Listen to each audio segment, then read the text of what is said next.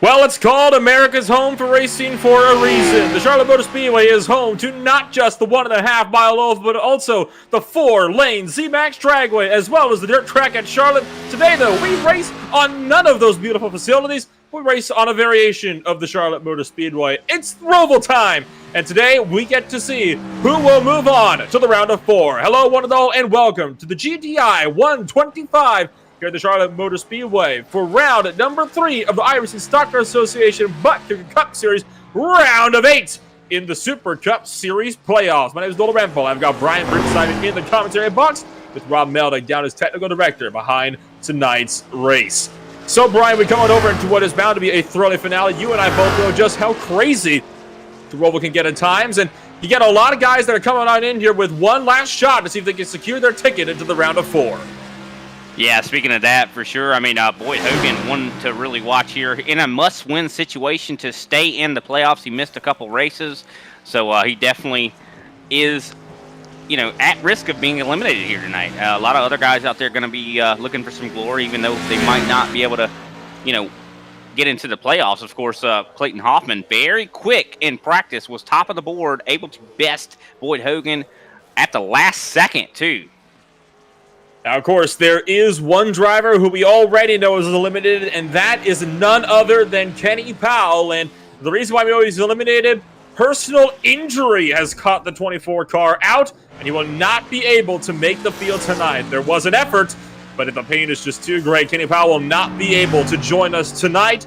He is going to be sitting this one out and having a watch from the sidelines as one of these drivers gets set to take his spot away. He is effectively out of the playoffs, and with Boyd Hogan being over 20 points back from him and just a 22-car grid, it really is a must-win scenario for Boyd Hogan. If he does not win this race to get that good ticket of winning you're in, he is going home at the end of the night.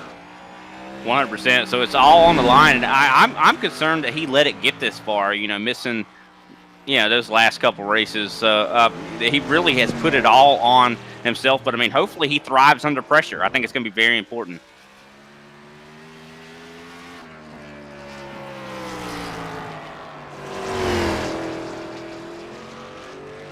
A whole host of cars out here right now qualifying. Right now, provisional pole goes to Clayton Hoffman, able to hit a minute 19.460. In fact, he has, and Justin Levine is not far off. He is just 4 thousandths of a second behind to line it up on the front row. I'm still watching out for Boyd Hogan to see if he can put himself up at the top of the boards. He was top of the boards for a while before he got pipped right at the buzzer by Clayton Hoffman in practice. He is currently running his out lap. And of course, remember, it is a 10-minute qualifying session because we're on a road course, as opposed to the usual 5-minute session. But of course, 2 laps, still the standard. Yeah, definitely takes some time. And it's very easy to make a mistake here. I mean, you see all these walls, very easy to brush against one of those and invalidate your lap time. So, I mean, a lot of these guys are going to have to try to get used to that. You're trying to push it as hard as you can on qualifying. That makes it more likely you're going to touch that wall. And so far, Hoffman is unchallenged in qualifying. The closest driver to him, 8 tenths back, and that is Travis Manning. So this really is going to be down between the 92 and that 96 car tonight. And I'm feeling it could even come down to how the stages are managed, Brian. And, of course, stages are, of course, present, as always, tonight. They are ending on laps 12 and 24. Because this is a road course, though, caution laps will not count. So you'll get the same amount of distance on both stages of 12 laps apiece. That should make for a rather interesting race, especially with the fuel numbers. Yeah, 100%. I mean, like we've seen in previous, road course races here in the ISCA, those caution laps being counted really, shortened up some of the stages. So I'm kind of glad they implemented that to really let these guys race it out and let the strategy be the call. Presently, there are 11 drivers that have set qualifying times. Boyd Hogan looking to potentially be the 12th. He's on his first qualifying lap at the moment. There are a couple guys that tried to make runs that were not able to. Look at Corey Cook going 5th fastest on the boards, tagging in a lap time of a 1:21.056. That puts him up just on the cusp of the top 5. Yeah, Corey Cook's been looking very strong. I mean, I know last week at Talladega he was very strong. Maybe not have gotten the best finish that he wanted there, but I mean he definitely has been showing up and showing out. I mean, for sure, and to be able to really get that kind of time at a road course. Very impressive out of that car. Boyd Hogan down through the gears and bouncing over the curbs on the back straightaway. So easy to overshoot that backstretch chicane, but this is the one that always catches a lot of people out. You're on the binders while you're turning the car, and that's one thing that these Cup cars do not enjoy. Down through the gears once again, just getting onto the false grass on the left side of the track, but he's going to vault through the curbing and comes across the line. 1:19.281. Boyd Hogan, your new provisional pole sitter. Wow, look at that.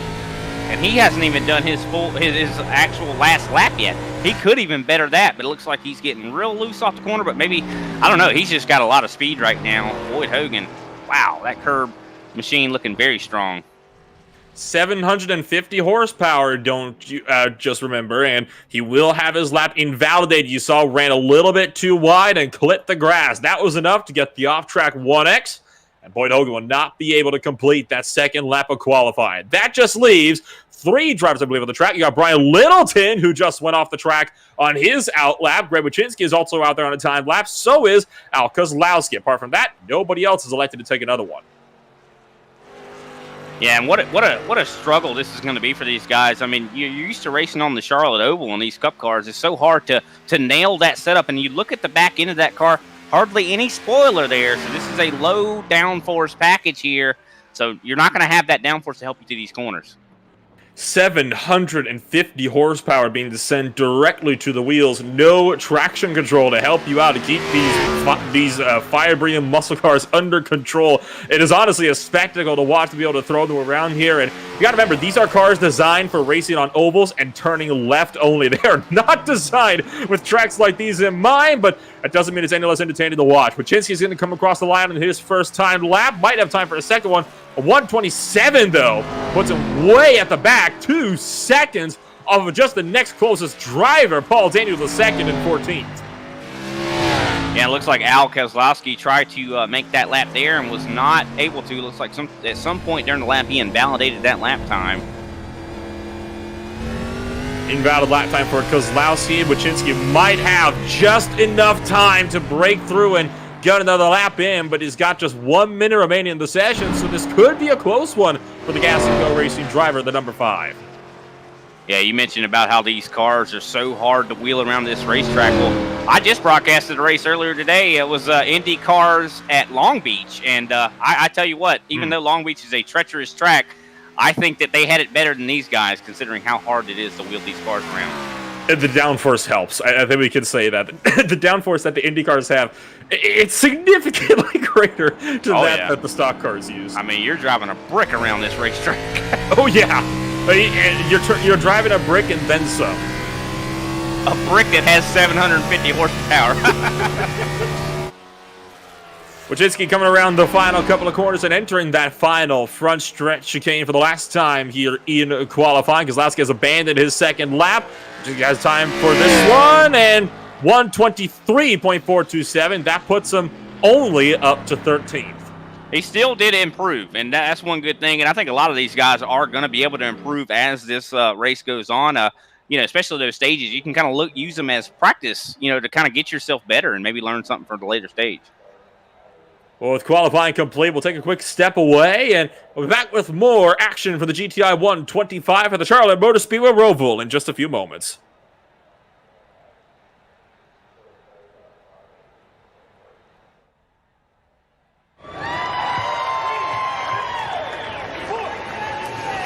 Oh, say, can you see by the dawn's early light what so proudly we hailed at the twilight's last gleaming, whose broad stripes and bright stars through the perilous fight o'er the ramparts we watched were so gallantly streaming, and the rockets regular,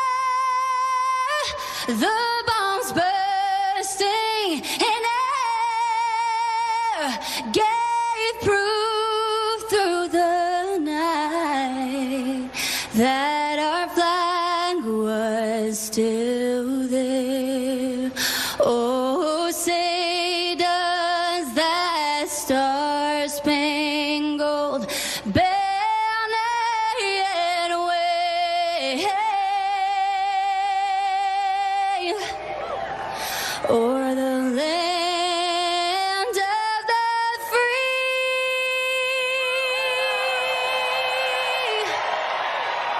and the home of the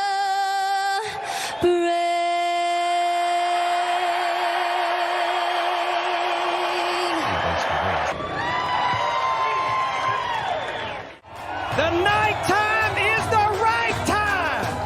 Remember what I told all my drivers? Reach up there and pull those belts tight one more time. Drivers, start your engines! And that was the national anthem, along with the most famous words in motorsports. Let's take a rundown of your ButtKicker starting grid for the GTEYE 125 at the Charlotte Motor Speedway Roval. It's Boyd Hogan starting it off on pole position in a must-win scenario. As the perfect position for him to be starting that goal off at the moment. He's got Clayton Hoffman just behind him, just about a tenth and a half off the pace. Travis Manning sits in third place with Justin Levine down in fourth. Josh Schaffner rounds out the top five, the last driver in the 120 range, where we move down to the 121s with Corey Cook just 30 thou off of the 120 bracket. Chris Johnson is in seventh place. David Phillips II is in eighth. Brian Johnson and Paul Schmallenberg round out the top 10 on row number 5. Starting off 11th here, Wayne Grossi in the 7 car, looking very strong here tonight. 12th place, Randy Drumheeler. 13th is going to be Greg Wachinski. 14th, Robert Pattengale. 15th, Paul Daniels in that very nice Vegemite race car he's got tonight. 16th, Matthew Meekum. 17th, Kenny Powell, not going to be starting the race tonight, I don't believe, but Brian Littleton going to be in 18th, and Roy Hyde in 19th, followed by Al Kozlowski wrapping up the top 20. And that leaves Mark Sanchez and Kyle Labrie, 21st and 22nd place on the grid on row number 11. That will round out your ButtKicker starting grid for the GTEYE 125. Now, you mentioned Kenny Powell might not be starting, but he is on the grid, and I have a feeling what he's going to try to do here is going to do a start and park here, Brian. And for those that don't know what that means he's going to start the race so that he can score those points, and they're just going to pull it off and retire immediately. You know, it'll be a good thing for sure for these guys here to be able to do like you see in NASCAR, where a guy can take over the ride. During the pit stop, switch out drivers. I mean, I bet Kenny would definitely be game for that. I mean, don't forget, there are, of course, 24-hour endurance races on iRacing where you actually do that very same thing. You bring it into the pits, hop out, one other guy hops in. You take shifts about 3-4 hours apiece. Now, of course, you need to have team racing enabled on iRacing to do that. And in stock car racing, well, at team racing, it's not a thing, unfortunately. I mean, plenty of times you see in NASCAR where a guy would be sick with the flu or something like that, run one run, and then go down pit road and switch drivers. I mean, it takes a little bit longer during the pit stop, but it definitely happens. I wish iRacing would maybe do something similar. You could, I don't see how they would actually apply that, how they would make that happen, though, but pretty crazy to see this Porsche out here is Boyd Hogan kind of driving away from the Porsche. Very interesting to see that. What's he doing? Might be warming up his brakes up there in the front. Get way out in front, slam the brakes to let them back in. And that's not a bad idea, in all honesty, considering how volatile this opening lap can be. And now Hogan's going to pick up the pace again and get back on the throttle. It's a bit of an interesting one that he was sitting still for so long. But there he goes, gassing back up to the front of the field. It's a bit of an interesting call from the 96, but probably just getting himself psyched up and ready to go for tonight's race. You know, it will be another interesting thing. I know there was one time where a guy shut his car off at a road course. I can't remember exactly what race that was, but he actually did not meet minimum speed. That would be interesting to see if Boyd got hit with that and had to lose those positions. I'm pretty sure that is one of the things that tends to only happen more so under the caution flag period. But of course, if you're actually able to get back up to speed and catch with the field, it does give you your spot back if it's not too late. So I think he wasn't able to get that car refired is the one I'm thinking of. Yeah, well, that'll do it for sure. Yeah, there's one where you get so far back, it just gives your spot up to somebody else. We're definitely set for an exciting one, though. This is going to be good. I mean, this is going to be the battle of the ages here. Clayton Hoffman and Boyd Hogan. I mean, Clayton was fastest in practice while Boyd was able to get this pole. I think this is going to be a colossal battle. It's a smaller field of UGC tonight, only 22 cars compared to the 30 to 36 we've been seeing over the last.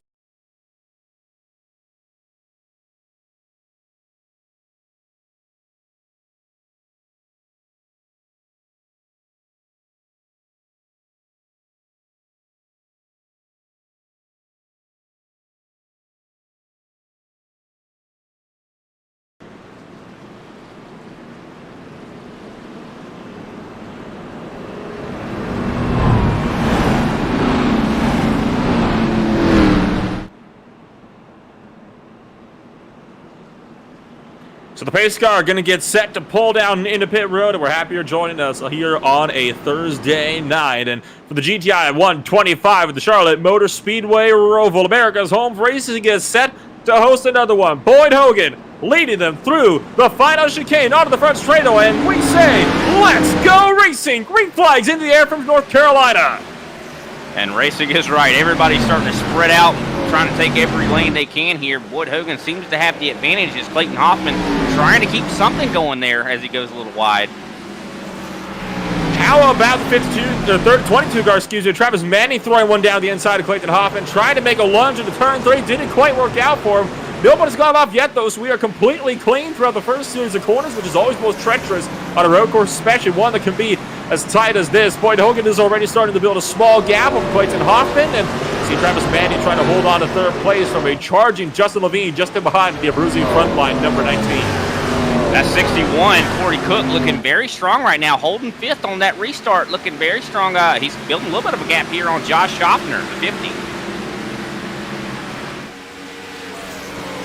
And he is starting to build that little bit of a gap that he can. Of course, Josh Schaffner, one of the guys in the danger zone coming into this race tonight. That being said, really nobody is safe when you actually think about how this race could play out. And there's only 14.5 points, 2 races to go, that were separating the entirety of the top 3. We're not exactly sure what the current point standings are. There was not an update for them after Talladega just last week, but we're going to see if we can maybe get that mid-broadcast, and we'll be able to potentially get that run. Oh, trouble for Clayton Hoffman. Jumped over the chicane, and he is dropping back like a rock. Slow down penalty, and the same story for Corey Cook just behind him.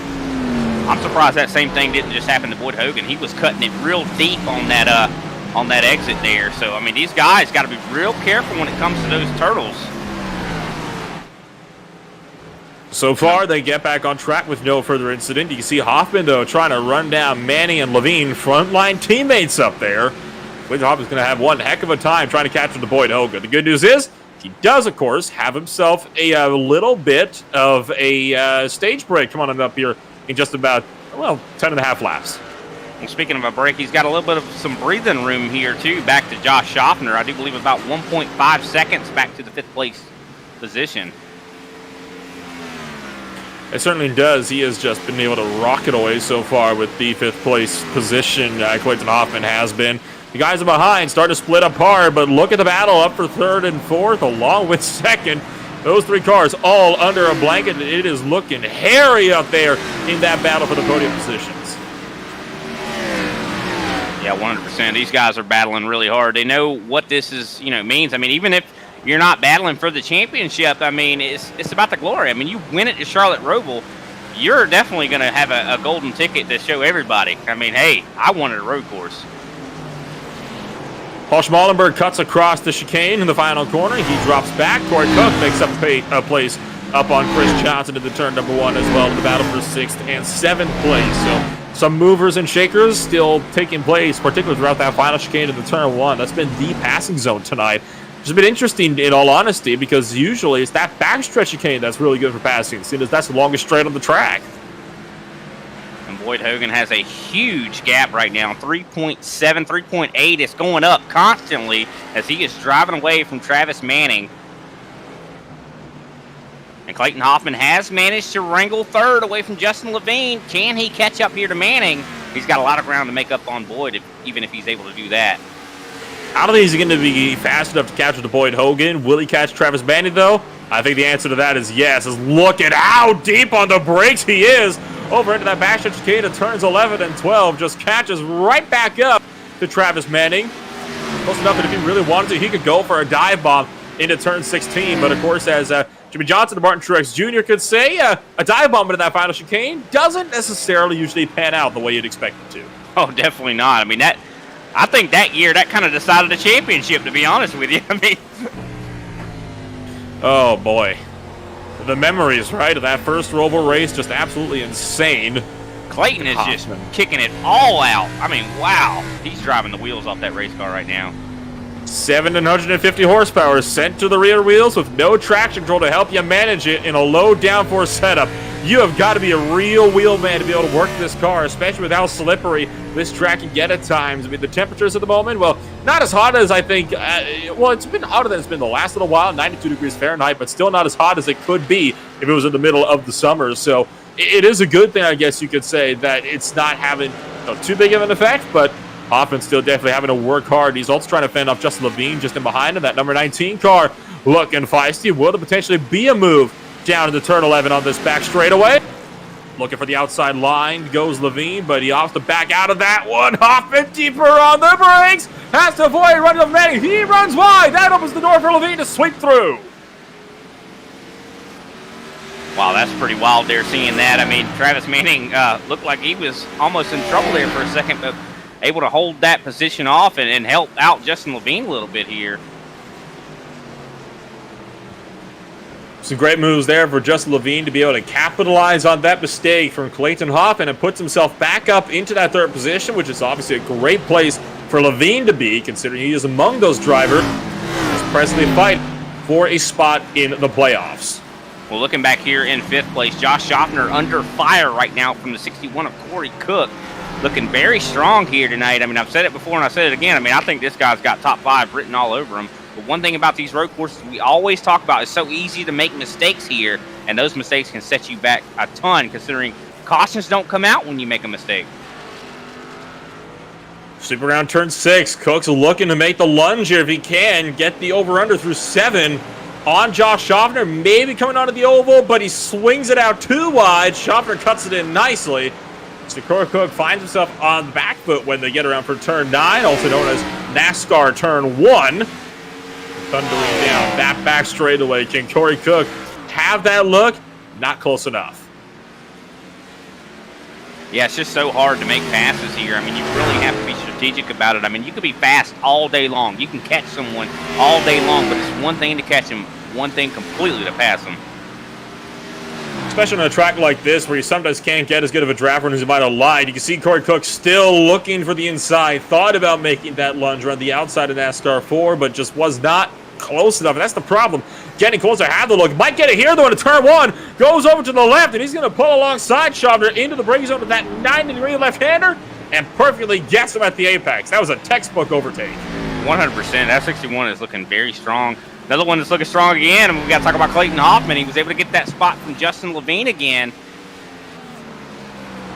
But the looks of things, it looks like Levine might off the racetrack! Clayton Hoffman. on to it. Luckily, he did not hit the wall. That could have been very bad if he hit the wall, but he slowed down quite a bit there. He had no choice or would have hit the wall. That is a downhill slope that he was trying to battle against that sends you right into a closed tire barrier. He hangs on to it, but he drops all the way back to 4th now, and I have a feeling he is not going to be able to catch all the way back up to 3rd. He lost several seconds in the process. I mean, you take a look at the gap now between them, and it's 4 seconds just for Clayton Hoffman to get back up to Levine alone. Yeah, 100%. I mean, just unfortunate. Like I was saying before, I mean, mistakes here. You can't make them. You just can't. I mean, and he made a big one there. Luckily, you know, these guys are going to have another stage, you know, some more stages, so they're going to have more opportunities to get back in this fight. The track position is going to be very important. Couldn't agree with you more. Track position at a track like this is very, very important because it is a hard track to pass at unless you really make it easy. Take a look back at the 72 car, Paul Schmallenberg. He's had a couple of struggles throughout that final chicane. He has been kind of vaulted a little bit wide. He, of course, has been kind of all over the place as well when you think about positions gained and lost so far, though. He is up 1 on the day. The closest fight on track at the moment, I believe, is a little further behind with Kyle O'Brien and Brian Littleton for 14th and 15th on the racetrack. They were right up there with Matthew McMeekin at one point. It was just a little ways up the road to the Mobile 141 Mustang, but so far, that does appear to be one of your closest gaps on the track at the moment. That, along with David Phillips II. Kyle Labrie actually loses it. He hits the inside wall. Big contact on that front end. Oh, got up on the curb when it came down. Back end just swept away. So Kyle Labrie, now with major front end damage, will have to nurse that car back to the stage cautioned. And I was just going to say that, to look up at the battle for 10th and 11th as well, that is going to make a very easy decision there. David Phillips II now and Andrei Wojcinski the closest gap. It was a swap for 7th and 8th between Brian Johnson and Chris Johnson, but it was a voluntary pass as Chris Johnson pulled offline and braked well early to let him through. Yeah, David Phillips seems like he's struggling quite a bit here. I saw a couple turns ago, he actually missed it a little bit here, had the slowdown penalty. I think that's really put him in the sights of Greg Wojcinski. And of course, the bad thing about going offline for one corner is it really compromises you for the next quarter or third of a lap or so. It is very much a rhythm track, especially that middle section right in the infield. It is so difficult as it is just to be able to carry the momentum properly throughout all the corners because you always kind of have on the throttle. Travis Manning off the racetrack. He gets back on, but that is a change for position. Justin Levine up to second. These little mistakes, that's again one of those things, you get a little bit out of the rhythm and it really costs you, not just for that corner but the next few corners as well, as Travis Manning had to find it the hard way, losing a lot of time to Justin Levine, who is now getting set to pull away with that second position. So far there has been no further change throughout the order just yet. The closest gap on track remains between 10th and 11th. Well, I'll tell you what, we talked about Clayton Hoffman maybe not be able to battle back into the top three. Well, he's starting to catch up to Travis Manning. Because of that mistake, he could be positioned to maybe get third back again. He'd have to really work hard if he wants to get it, though. He's only got, we're talking 4 laps to go now to make that move. And he has still got himself 2.2 seconds between himself and Justin Levine. It's about 1.3 between himself and Travis Manning. Yeah, it's quickly decreasing here between him and Travis Manning, 1.1 now. So he is clearly starting to catch him. It's just going to be, like I said, catching him's one thing, passing him's going to be a completely different thing. But it seems like Travis struggling a little bit. So I feel like maybe if Clayton's able to get in that rearview mirror more and more, might force him to make a mistake. That's one thing about this kind of racetrack. You see that guy in the rearview mirror, you're not focused on your front, you're going to make a mistake. We talked about David Phillips II having some serious problems. Well, he just lost 2 spots in one corner. David Phillips II lost out on both 10th and 11th, drops back to 12th place now. It was McMeekin and Wojcinski that passed him up. Randy Drumhiller looking to set him back to unlucky 13th position as well. So David Phillips II just falling off on the pace. You can see Drumhiller starting to really hound his mirrors here. That 44 car is definitely faster. He's just got to try to find the right gap to make that pounce. He might be able to get it here as Phillips II completely misses the apex coming back onto the oval. Yeah, definitely David Phillips looking behind him, probably seeing him, like I said, making more mistakes.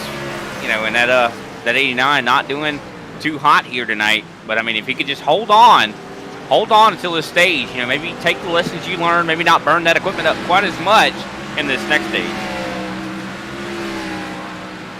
And Drumhiller's going to back off, spun the tires up on the exit of turn 12. That causes him to drop a little ways further down the order. So looks like that'll be all she wrote for him. Clayton Hoffman, meanwhile, has somewhere made the position up for it to be number 3. I think it was from Travis Manning running into the wall on the exit of turn 1. Yeah, Manning's coming to a stop here. Something is really wrong with this race car. That is a wounded machine right there. You see all the damage scraped up on the right-hand side. He took a real beating with that inside wall in turn number 1, and that is what's really cost the 22 car at the moment. Down on a lot of performance, probably just trying to nurse that thing back around to the pits. The walls of this track are not friendly, and look, he's so slow, he's pulling down onto the apron now, just trying to let the field through. He's not going to be able to make it, though, because pit road closes at the end of the lap. Well, I think his car's so hurt, I don't think he cares if pit road's open or closed. Yeah, that's unfortunate for him. I mean, he has such a fast ride here. But like I said, I think probably what ended up happening, if we took a look back at it, I guarantee you Hoffman was giving him some pressure, and he was looking in that rear view and folded. So pit road is officially closed. It's up to iRacing now what happens to Travis Bandy when it comes down pit road. You saw Chris Johnson and Paul Schmallenberg looking to go almost side by side to the backstretch chicane. They opted to back out of that one as they're passing up Travis Bandy. The 22 car, though, he is going to commit to pit road. And that will definitely mean a penalty for the 22 car all the same. 100%. Unfortunate for him. As we look throughout the field here, I mean, Boyd Hogan's still the fastest man on the racetrack. I mean, he has a over 13-second lead right now. So, I mean, if he's in that must-win situation like we were mentioning earlier, he's definitely making it work. He is doing something out here, magic at this racetrack. The only question at the moment is who's going to go home. You got guys that are all really, realistically, nobody is safe at the moment. You got Kyle Labrie. If he has a bad run, he's not going to be safe. You got just Levine, Josh Schaffner, Brian Johnson. 3 races ago, they were only separated by 5 points going into today. Now, I'm pretty sure Levine will be safe because he is currently running second place at the moment. If he can keep that spot up, he'll be good to go. So will Brian Johnson and, in fact, Josh Schaffner. This is going to be a close fight when you get around to the line.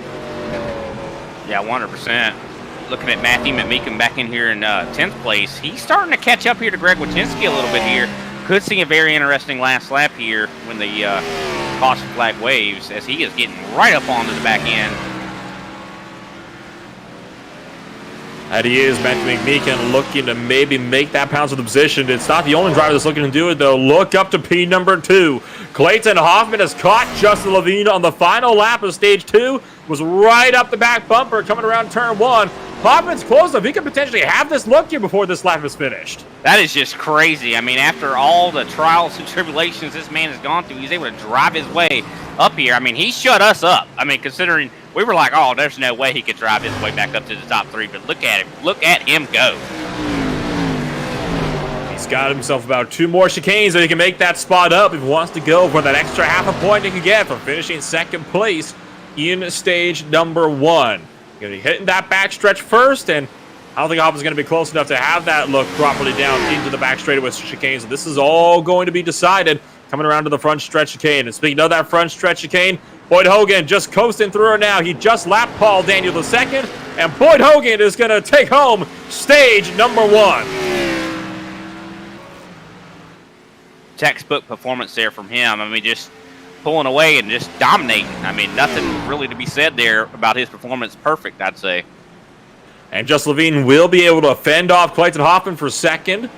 Hoffman finishes third. Corey Cook all by his lonesome. He'll be coming home to finish it out in P number 4. You see Josh Schaffner just in behind. He'll wrap out the top 5 in this opening stage. Then comes Brian Johnson just in behind. Battle for 7th is right after with Chris Johnson and Paul Schmallenberg going to be coming through 7th and 8th on the course. And then, of course, battle for 9th and 10th. McMeekin and Greg Wachinski. Still no changes in position throughout the grid. And one good thing about Clayton finishing third here is actually going to be good for him because he's going to get a start on the inside row. I think that's what hurt him so bad with starting outside pole. So with stage 1 officially under our belts, we'll take a quick step away and we'll be back in a few moments with more for the GTEYE 125 in just a few moments.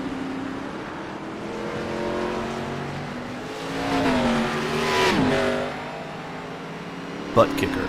Feel what you've been missing.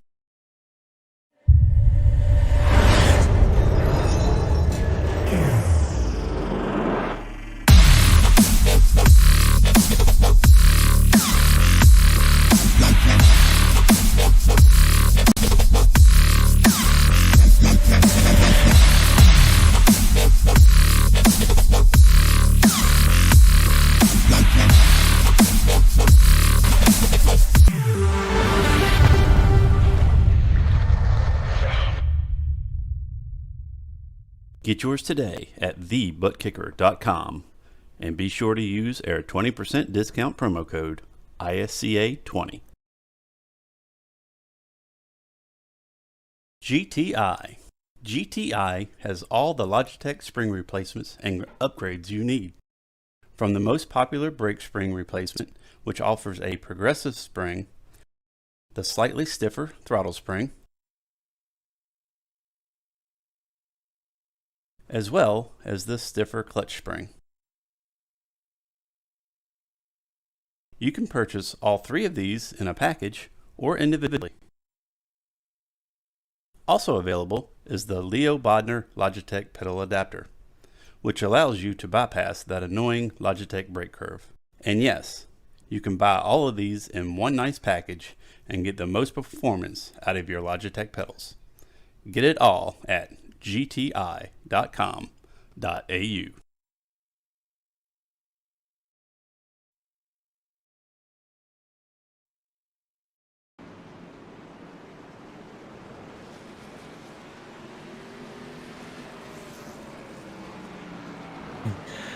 Still under the caution period. They just now cut the R safety car. Pit stops have yet to take place.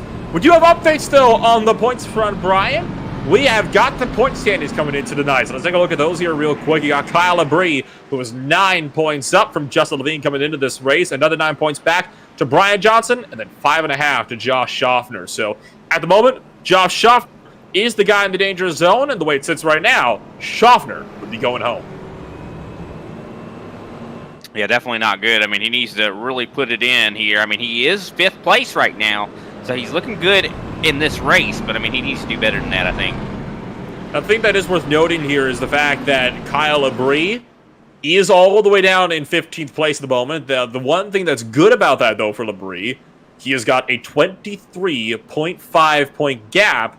In fact, an 18-point gap that he can work with as well. So he would easily still be safe in this one, but stages. That could be the crucial factor here. You, of course, have got you got guys like Josh Schaffner, and Josh Schaffner just gave himself an extra 3 bonus points. So that's another 3 spots now that Labrie is no longer safe by. This is honestly a complicated thing to try to figure out, but it'll be an interesting one. It is 100%, considering I feel like, Boyd Hogan's like playing the spoiler here. I mean, I just, him not showing up to all them races put him low in the points, and now that he's doing so well here, it's really going to shuffle some guys out. And pit stops are presently underway. Boyd Hogan led them down, whether he'll be the one to lead them off. And in fact, he will be beating them out. Justin Levine nearly ends it up in the tire barriers. And so does Brian Johnson. Heads up. Oh my word. I mean, coming off pit road apparently is more dangerous in the race.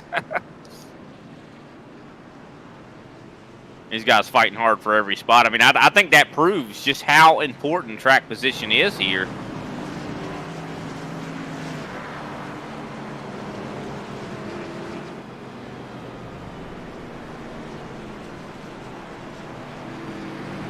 And this race has been so exciting so far, and just so privileged to be able to watch it. I mean, these guys have been putting on such a great race. You think of coming to a road course, you think of, oh, everybody's going to be wrecking. But no, these guys have been putting on some great racing. Side by side, all kinds of, moves being made. Just love every bit of it. So with all of this said and done, Boyd Hogan is your Stage 1 winner. That being said, he is not presently available.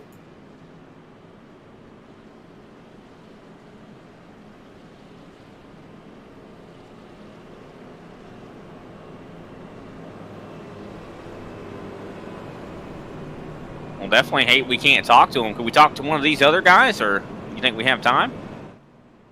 Depends if these iRacing pace car lights go out on this next lap. Let's get ready to say. I mean, it'd be good to probably talk to Clayton Hoffman or maybe Justin Levine. Might be able to get a hold of Justin Levine if we can. I believe he was the second place driver in stage number 1. So you know what? Let's see if we can't pull up Justin Levine here. We'll see if we can give a talk to our P2 finisher in stage number 1. Justin, we couldn't get a hold of Boyd Hogan, so, well, you're stuck with us now. Stage 2 finish is up. You just barely managed to hold off Clayton Hoffman for a P2 finish. Yeah, definitely struggling with this car tonight, but made some changes, hopefully for the better. Hopefully for the better, indeed. Of course, Boyd Hogan in that must-win scenario. Are you at all concerned about that, championship-wise, tonight? It looks like he's the car to beat. Unless something happens to him, he's going to be locked in. Honestly, I want him in it. I want him in the next round. I want to go toe-to-toe with him. It just makes it more competitive, and I got to I got to do the best I can to make sure that I hold them off. Well, and of course, you are now lights out of the pace car with 1 to green, so we are going to give you the chance to get back down to your team here in just a moment. But before I let you go, anybody you'd like to shout out for your Bruisey number 19? Yeah, shout out to Frontline. Even though we're struggling, I still appreciate all the work that goes into this car. And Bruisey Racewear. Thank you, Justin, for being able to take the time up and fill in Boyd Hogan's spot. And we'll hopefully talk to you more again at the end of this race. Sounds good. It's Justin Levine for the Frontline Motorsports crew, doing good work as always in that Bruisey number 19 Ford Mustang. Lights are on the pace car, 1 lap to green. And Paul Daniel II off track, trying to get his wave around complete. Well, that's no good. You definitely don't want to do that when you're trying to get your lap back. He got lost. I kid you not. I went back and watched it now. He got lost and tried to take the Legends Road course. You forgot which track he was on. Exactly. Well, to be fair, in the infield, if you're not familiar with the track, it kind of all looks the same out there. Yeah, I'm not well versed. I mean, in this racetrack. I mean, I have turned some laps here and stuff like that, and kind of know where the turns are and stuff like that. But I just stay away from this, especially in this car. I mean, if it was in like a different car, I think I'd be all for it. But I mean, I love to watch these guys. Just like you mentioned, it's I'd rather much be a spectator. You know. I know what you mean. Now, don't get me wrong. I've had some great experiences here on the Charlotte Roval, and personally, I liked more when they had that high-speed chicane out there. Not because it was, better pass opportunity, because goodness knows it was not, better for pass opportunity. But it was a lot funner to rip through there going top speed, especially if you don't have to worry about, bottoming your car to the curves. Just vault through there at full speed. Oh my gosh, that was fun.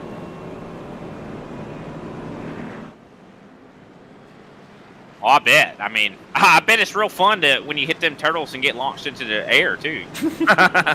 To the point where, in my own league race, we had guys after the race, they tried to follow the turn 1 curve so to see if they could clear the tire barriers at the edge of turn 1.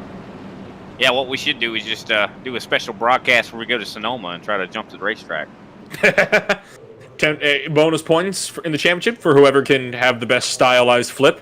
Yeah, exactly. You gotta, we'll even get the cards out with the numbers on them, hold them 10 out of 10 or something. Pace car is down to pit road. We get set to go racing for stage number 2, coming to a close at lap number 24. This time, Hogan jumps on it early and cuts off Justin Levine as they come back to the green flag. We're back on the way for more from the Charlotte Roval. Yeah, these guys are wasting no time, definitely turning the intensity up quickly as Levine caught a big piece of that turtle. Surprised he did not bend that race car. If it was a second struggling deeper in the field, spinning up the tires at the exit of turn number 1, he loses a significant amount of time, but he is not going to be losing any spots. So we're pretty much single file out from everybody else in the field. Corey Cook trying to have a look on Brian Johnson. That look does not go anywhere, though, and so far, trouble behind, 3 wide with Al Kozlowski as they were trying to get around with Kyle Labrie and Roy Hyde. Yeah, Al Kozlowski definitely struggling right now. Not a lot of speed in that race car right now. Hyde spins around Hyde. 13. That is unfortunate for him, that 13. But he's able to get back going. Didn't really damage the car at all, but that's going to be a hefty time penalty there. Just looped it over the top of the hill when the car gets lighter. That's all she wrote for the number 13 Chevrolet. Roy Hyde takes the slide, keeps it off the wall, though. That's the important thing here. Be able to get back into it with no further damage. Up front, Brian Johnson is trying to have a look on Josh Schaffner, maybe into the final chicane. Look at how close they are. Trying to the final corner. Corey Cook, all sorts of sideways. He somehow saves it, but smokes up the brakes in the process. Yeah, that's not going to be good for his tire wear. I mean, once you do something like that, it really could affect the rest of his run. But Johnson is all over Schaffner right now. We talked about how Schaffner is in danger. Guess what? Johnson's looking to put him one more position down. Tell you what, Corey Cook was having a fun time with that save. He was laughing all over the driver's radio while that was going on, so he is enjoying himself out there. And I mean, hey, your tires might not be enjoying it, but as long as you are, I guess it's fine. Yeah, for sure. I mean, yeah, his tires are definitely going to be suffering for that. But I mean, like you said, as long as he's having a good time, I mean, that's what all these guys should be on here for. I mean, this is a good league to jump in and have some fun. That's for sure. But looking at through the field here. 8th place, you know, we saw Paul Smallberg was in 9th for most of the last stage. He's fought his way up to 8th right now, and is leaving Greg Wojcinski. And he is. Paul Schmallenberg is doing good work so far today. He is looking to put himself even further up into the top 10. Started 10th, presently 8th. Highest spot he has been all day long, and there is potential for him to even go a bit further up. 100%. I mean, he's starting to catch up to Chris Johnson, but I mean, we'll have to see how these guys' car handle as the run goes on. I mean, if you work it too hard, this is one of those tracks you will feel it. He's just at the tail end of a 5-car train that's currently going side by side to the front of it. Brian Johnson up the inside of Josh Schaffner into turn 1. The 4-car trying to get the hammer down. Here comes Corey Cook trying the outside line. Nobody, though, can go for the pass. Johnson's going to fight the outside lane. They try to go the long way around turns 3 and 4. Schaffner, though, coming across. Nudges Johnson wide. Here comes Cook. 3 wide down the straight. Brian Johnson wins out in the battle. Wow, what a race. And Corey Cook was so smart in how he picked that battle. I mean, he used the opening that Johnson gave him there. And now Corey Cook going to try to get it for himself as he's starting to catch up here to Johnson. And Brian Johnson stamps on the throttle too hard, spins up the tires, and loses any kind of advantage he might have gotten coming out onto NASCAR turn 1. So Johnson might be in trouble here if Corey Cook can get a little bit closer. Nothing doing, though, down into the back straightaway chicane of turn 11. You can see Chris Johnson and a sandwich between Schaffner and Schmallenberg just behind this grouping. There's a lot going on in such a small space on the racetrack. 100%. There's a lot of great racing going on. We see the 48 of Chris Johnson, like you said, working his way up to Schaffner. Got to mention, though, Boyd Hogan, last time by, not this time by, but the last time before that, turned his fastest lap of the race, a minute 18.987. It's the only driver that has managed to hit the 118 so far at all today. That's faster than practice, faster than qualifying. Practice certainly does make perfect, even if that practice comes in the middle of the race. Wow, I mean, just such speed. You can tell he's got that car dialed in as we see such tremendous battle. Oh, somebody's around! Brian Johnson around! Oh, no! The 4-car goes around, and that is huge for the championship. He was up in 4th place, lost it all by himself, and the big thing is, did he hit the wall? I think he might have just barely caught it with the nose. Yeah, it's going to be good for him. He was able to lock that down. He's back to 13th now. He's still not done yet. He still can fight his way back up to the top 10, but I don't know. After spinning like that, your tires are going to take some time to reduce the temperature. There's the slide. And he does give it a small kiss with the nose, but doesn't even scratch the paint. He is good to go in that 4-car, but the problem, like you mentioned, is that he is now going to be so far down the order. And you look over at live timing, that puts him all the way down now in 13th place. And that means Brian Johnson would now be the driver to be eliminated if Boyd Hogan wins this race. That's got to be good for Josh Schaffner. If his crew is in his ear, they're probably telling him information like that. Terrible news for Brian Johnson. Great news for Josh Schaffner, who's running up in 9th. Actually, I look back at it now, I think it'd be a tie the way it sits at the moment. Well, it's not over yet. Schaffner is in 5th right now, but he does seem like he's got a lot of guys right behind him. And we see Chris Johnson and Paul Smallberg right there. Any mistake Schaffner makes, it could change the tides here in Brian Johnson's favor. Brian Johnson made up another spot on David Phillips II just now, putting himself back up into 12th place, but he still has a long way to go. This is the battle for a second to watch at the moment between Clayton Hoffman and Justin Levine. It's been steadily getting closer and closer, but Hoffman has not been bold enough to look for a move just yet. I think Hoffner's just playing it safe here. I think he's taking care of his equipment here. He learned from his mistakes in that last stage when he had that, big mistake to where he had that slowdown penalty. So I think he's just playing it cool here. He knows this is not the end of the race. There's still a stage to go. Let me just hang out, make sure I get my stuff right, and learn from it. Oh, right there, though. Levine gets a bad line. That opens up the door wide open for the 92 car. Does he send it for turn 1? He does not. Tucks it back in line. Levine cuts across, and that'll be a door shut and a missed opportunity for the 92. I mean, that's why Clayton Hoffman was I think he was the regular season champion. Am I right, Nolan? I mean, that's why he's that. I mean, this guy is consistent. He knows what he needs to do. Well, and he got wrecked out in the first round of playoffs, and then the second round got screwed over by iRacing. Third round, wasn't even able to compete.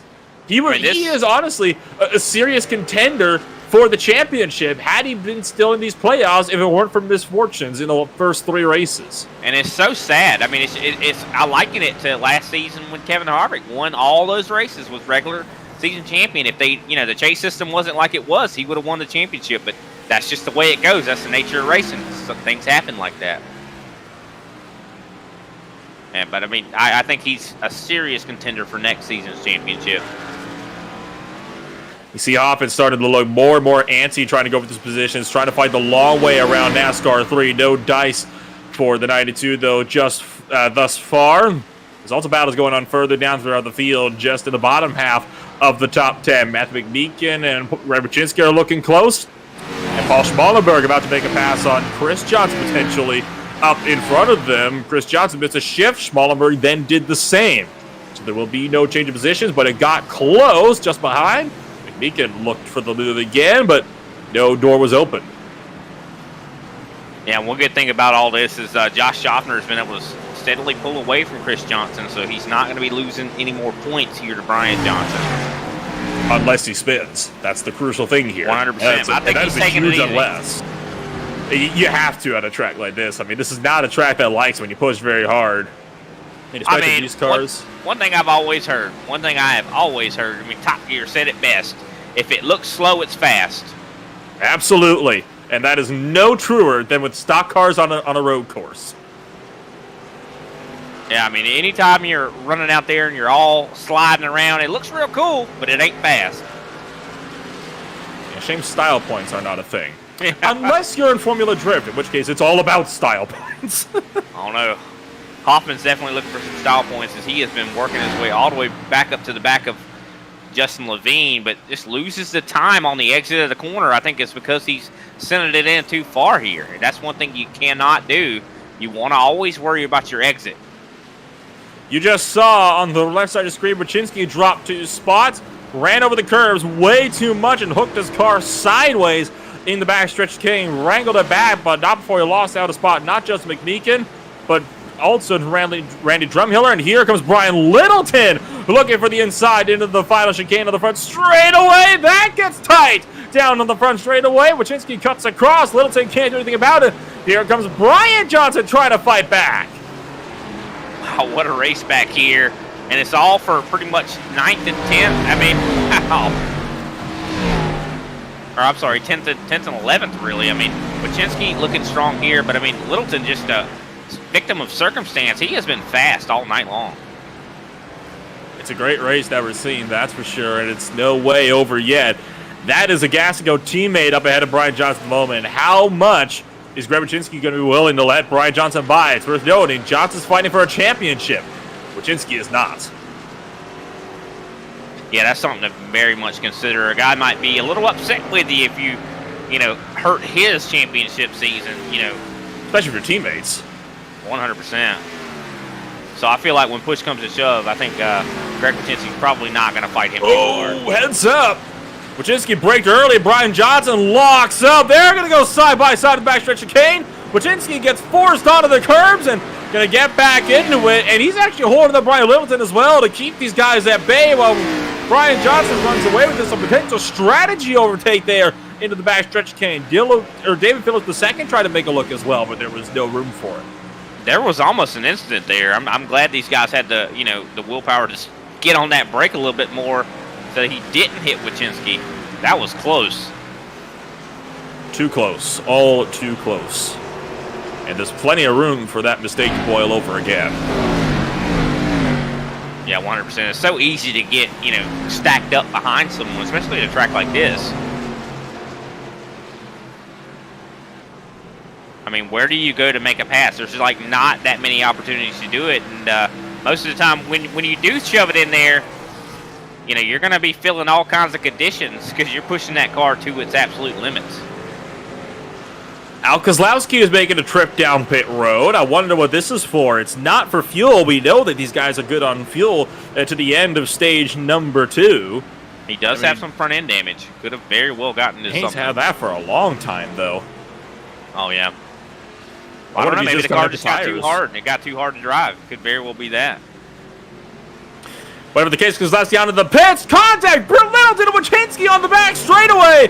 They make huge contact through the chicane. We got to get another look at that if we can. They were beating and banging doors like it was a demo derby all the way throughout that chicane.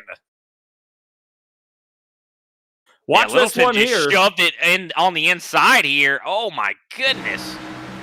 Taking another look at it now. Watch as Littleton gets a much better drive to Wachinski, makes the dive bomb, locks it up big time, and they just run all over each other throughout that entire chicane. And there's one thing about drivers, they ain't never going to forget it. So, I mean, if they come run into each other again, we might see something else happen. You know that drivers don't have short memories. That is true, which is why it's probably a good thing that Brian Littleton manned up and called it out. My bad. Yeah, that goes a long way. It really was. That goes a long way. I mean, a lot of times does. those drivers, I mean, in real life, I mean, those guys don't have the opportunity to really talk to each other. That's one good thing about iRacing. These guys can actually say, hey, I'm sorry about that, you know? Pit road was closed. 1 lap to go. We are now on the final lap of the stage. Still got so many battles you have yet to sort. You got second and third that we're trying to still figure out. You've also got a little bit behind 6th and 7th. Don't forget. Excuse me. Holy cow. You got a lot of spots further down the field there. Yeah, apparently so. Jeez, I opened up the mouth and air escaped, but no sound. Second and third is really the big battle at the moment. It is a crucial fight for points for Justin Levine. He's trying to get himself safe in the championship, but Hoffman doing everything he can to try to fight past. Yeah, he has hounded him. I mean, he is showing him all kinds of... I mean, he looks like he almost even wants to maybe bump him out of the way, but I tell you what, I feel like Levine, these guys are on the right path. We talked to him before. He said that they were making adjustments to that race car. I feel like they're making the right ones. They need to make more of them now. If there's ever a track where you could go for a bump and run, though, on a road course, this is that track. You are definitely slow enough, and look at Hoffman, close to the back end. Boyd Hogan, though, through that final chicane, he will take home stage number 2. Hogan goes back-to-back in the Legacy Esports number 96. Here is that battle for second, though, coming out of the final corner. And does Hoffman go for the look? He's going to go for it. Levine goes wide. Here comes Hoffman trying to put spy, but he does get him at the line as Levine puts it in the wall. Oh, my word. What a stage finish that was. That was awesome. For second place, but a good finish in the battle nonetheless. Man, that was so cool. I mean, we put that on the highlight reel for ISCA. Holy cow. What a stage finish in that battle for P number 2. And with that, caution flag will wave on stage 2 as well.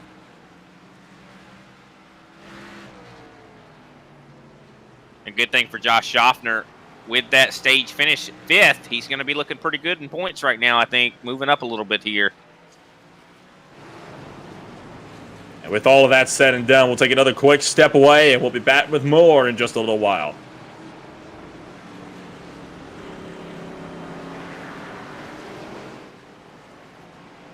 ButtKicker. Feel what you've been missing.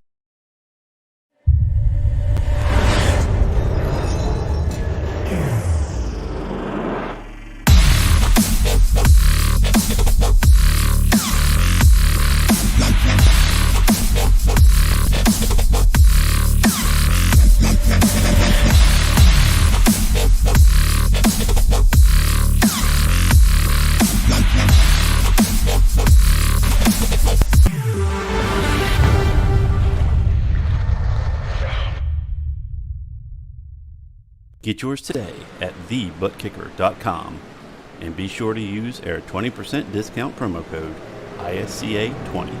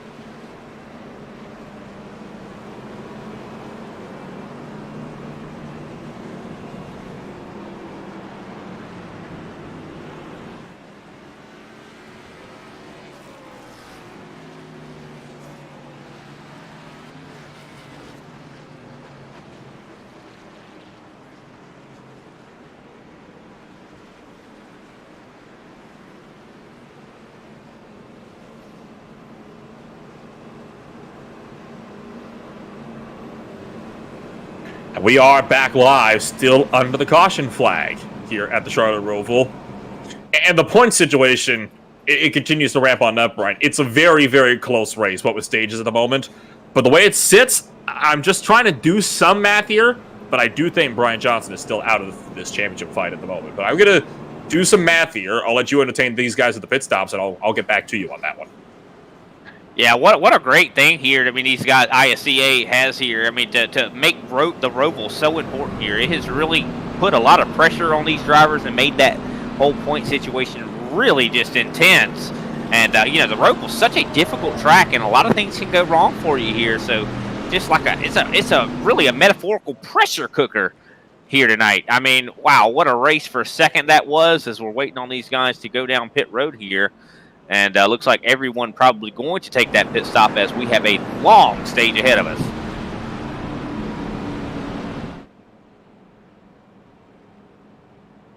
Crazy, man. This has been a wild race, and I have enjoyed every bit of it. These pit stops are going to be very important here. We've talked about how important track position is here tonight, and I think it's just so important that you get the fastest pit stop you can here.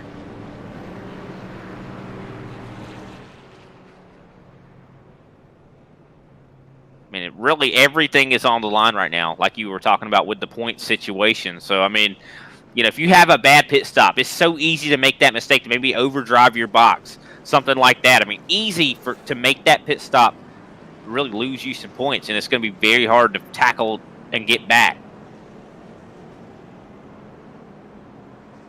As we see Brian Johnson coming off pretty much in the same place as before. Still surprised there on that one. Yeah, I was trying to keep an eye on him because he is one that is in the red right now. He is probably not feeling too good, but I know that, you know, usually whenever, you know, just like Cole, when you put enough pressure on it, it turns into a diamond. Can you come in clutch? That's going to be the real question here tonight. So we are still under the Stage 2 caution. We have already talked with Justin Levine. We have not talked, though, with Clayton Hoffman, who just barely manages to beat out Justin Levine in a photo finish for P2 in stage number 2. And I'll pass this one off to you, Brian. I'll give you our second place finisher in stage 2. 100%. I can't wait to talk about that finish. Clayton Hoffman, you there? Oh, sorry. I guess I didn't hear you guys at the beginning. My bad. Yeah. That's all right. It looks like I was on Justin pretty good there. I was a lot faster than him through the chicanes, and well, start-finish line's right in front of a chicane, so he knew I was going to have a good run. I broke kind of late because I was trying to get the best run possible in case he did make a mistake, and he did. And I think he almost came back into me out of there, but I think he saved me, and I think he took a hit to the wall, so he took one for me there, so I appreciate that. Well, still, what driving ability it took to be able to do something like that and manage such an entertaining finish to that stage. How are you feeling, you know, for the future here? Do you think you got anything for Boyd? I don't know if I have anything. Honestly, I made so many mistakes that first stage after qualifying second. It's really just going to come down to how I start here. If I can stay second, keep up with him for a bit, maybe. But I have not done that yet, so let's see how it goes. 100%. Well, we wish you all the best of luck. Anybody we could shout out for you? Shout out to my team, Yes and Go. You know, I didn't really work too hard on the setup this week, but we got a pretty good one, especially over those chicanes. It really just absorbs the bounce, and I'm able to carry a lot of speed. Well, very interesting development just occurring on the racetrack. We appreciate your time, Clayton, and we'll probably, I'm sure the pace car lights are soon to go off. Let you get back to your team, and good luck to you. Thank you, guys. Very interesting development there, Nolan, as we see Justin Levine taking a trip down pit road again. That is crucial for Justin Levine to see if he can maybe get himself further towards the back. And well, I said I would get back to you guys on how the points are looking after the stages. Well, I have the results. The results are in. Kyle Labrie, still your points leader, but only by half a point over Justin Levine because of these stages. Then you have Brian Johnson, who still is at 5,285 points, which is about 14.5 behind Justin Levine. And it is just 2.5 points further behind Josh Schaffner. So it is crazy. And all going to be settled by this race. I mean, that's all I'm saying. This is like a pressure cooker focal point right here. I mean, there's about to be a nuclear bomb going to be going off out here on this racetrack if these guys can't get these positions. I mean, imagine these guys going home. There's going to be a lot of disappointment, a lot of heartbreak, wouldn't you say, Nolan? I can absolutely agree, and I can tell you right now that it is it's not really looking good per se. If your guys like Brian Johnson and Josh Schaffner, it is really close between the two at the moment. The way it sits, Josh Schaffner would swap positions though with Brian Johnson, and he would be at the tail end of the field. That is the very critical thing here that Brian Johnson had to be considering. The way it sits as well, Kyle Labrie would not be able, to properly get himself further up, and he might even face losing, the points lead at the end of the day here. But I feel he would just barely be safe.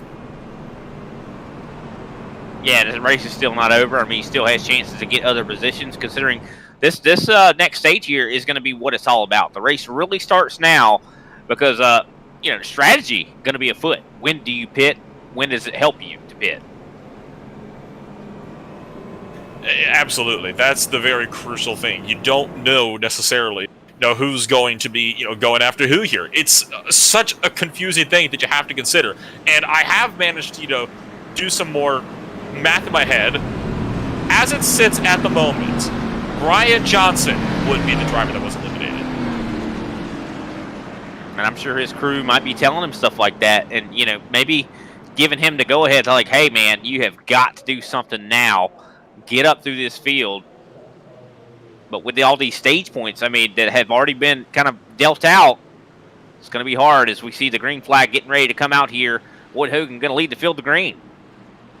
Boyd Hogan getting set to lead the field off, stacks him up a little bit, cut late to the opposite side about the front row. Look at the switchback for the 92 car as they cross the start-finish line.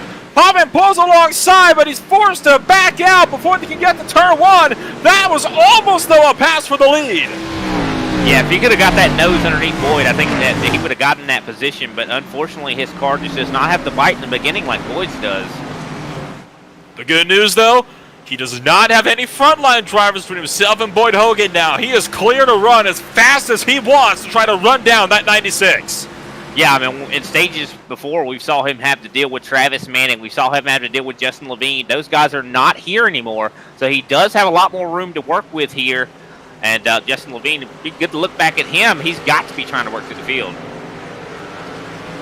No doubt about it, he is trying to work through the field. One car goes off in the background, and it's Kyle Labrie! Labrie goes off deeper into field. That is bad news for the 9 car. He was already in the precarious situation as is, and I tell you what, the way it sits now, Labrie would be the one I think that would be eliminated. Yeah, that's unfortunate. And one thing about, because we're on this road right now, no caution is going to save you now. This stage, whatever happens, happens here. I mean, he might be able to get a position here on Al Kelslowski, though. He's coming up on him.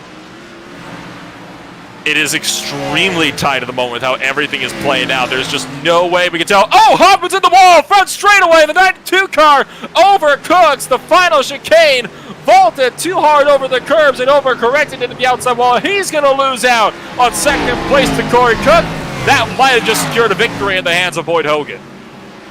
Yeah, I think so, for sure. I mean, we know Hoffman's probably going to be good enough to get by Cook here, but has he hurt his car? I mean, if he's had some contact, he might have. Oh, and he had big contact with the outside wall as well. You can see it all over, the right front of that machine is kind of crumbled in a little bit. It's not bad, but it's not going to be as healthy as a clean car for sure. I'll tell you someone who's having a great night here tonight, that 50, Josh Schaffner. I mean, he is looking very good here. He's going to have a good chance to make it to the next round. He's going to have a great chance of making it into the next round. It would just be a dream situation. Realistically for having Josh a dream Schaffner. type of race. I mean, 4th place. Yeah. Not bad. Nothing wrong with it. No, not at all. And that, I think, would be enough to secure his positioning and get himself in, even if Boyd Hogan wins this one. And I tell you what, with how close these points are, and I honestly have never done this on any broadcast before, but I've broken out the calculator, and I'll be trying to tally these up as quick as I can, as we can actually make that an official call by the end of this broadcast. It's exciting when the broadcaster's doing extra work. Well, that's the thing. I mean, there's no way where you can tell what's going to happen in this. Anything can happen, and that just turns everything on its head. We've already seen that with Kyle Labrie once before. the points leader right now is in a position where he might very well be eliminated by the end of the night. 100%. What a great race this has been. I mean, one of the best ISC races I think I've broadcasted thus far, it seems like. I mean, the Roval's a crazy place. Oh, we got the Boyd Hogan around. Coming back Boyd on Hogan track. lost it. Corey Cook for the lead. Cook is going to go through. Here comes Hoffman. This is disaster for the 96 car. He is in a must-win situation. He is over 25 points outside of the next closest driver. He does not win. He is out. That is a very rare mistake for the 96 Legacy Esports driver, and it might cost him a playoff spot if he can't get back past the 61. Wow. Just never expected that. And you know what? I mean, Boyd doesn't even need to worry about Cook, really. He needs to worry about Clayton Hoffman. Because now he's right up there to him. I don't know, he's starting to lose some ground. Boyd's starting to gain it back. Maybe he can get back up to Corey. But it just depends on how that spin there affected his tires. And while all of that was going on as well, Brian Johnson tipped around one of the drivers further down in the field and gave up a lot of spots as a result. I believe it was Roy High that he ended up getting around. I know Rerbachinski got into it big time as well. So there's been a lot of drama taking place over a very small portion of time here at the Charlotte Roval. Missed it. I mean, it's not a surprise we missed it. I mean, so I didn't much even going notice on. There's so much. I didn't notice it either until it was already finished. It's crazy. I mean, because that's good for Brian Johnson though. Because Kyle Labrie, I mean, he has moved up to 14th, though, so that is good for him, too. So it's really a toss-up. It is a toss-up right now. Boyd Hogan's got to run as he comes back out onto the oval on Corey Cook. This could be a move back for the lead, looking for the inside, but Corey Cook covers him off. The 96 car going to hold strong. He's forced, though, to back out, entering that back straightaway chicane. He is not brave enough to make that lunge down, but here comes Hoffman. He might be brave enough to have a look if Hogan is not, and the 96 car has got to get past Cook here because he is being hounded by Clayton Hoffman at the moment. He has got to get by Cook and he's got to get by him fast. Is there going to be the move on the front straightaway chicane? Doesn't look like there will be. Look out as Cook gets loose. Can he still slow down in time? Just barely, but here comes the crossover from Boyd Hogan. He's going to go back to the race lead. Wow.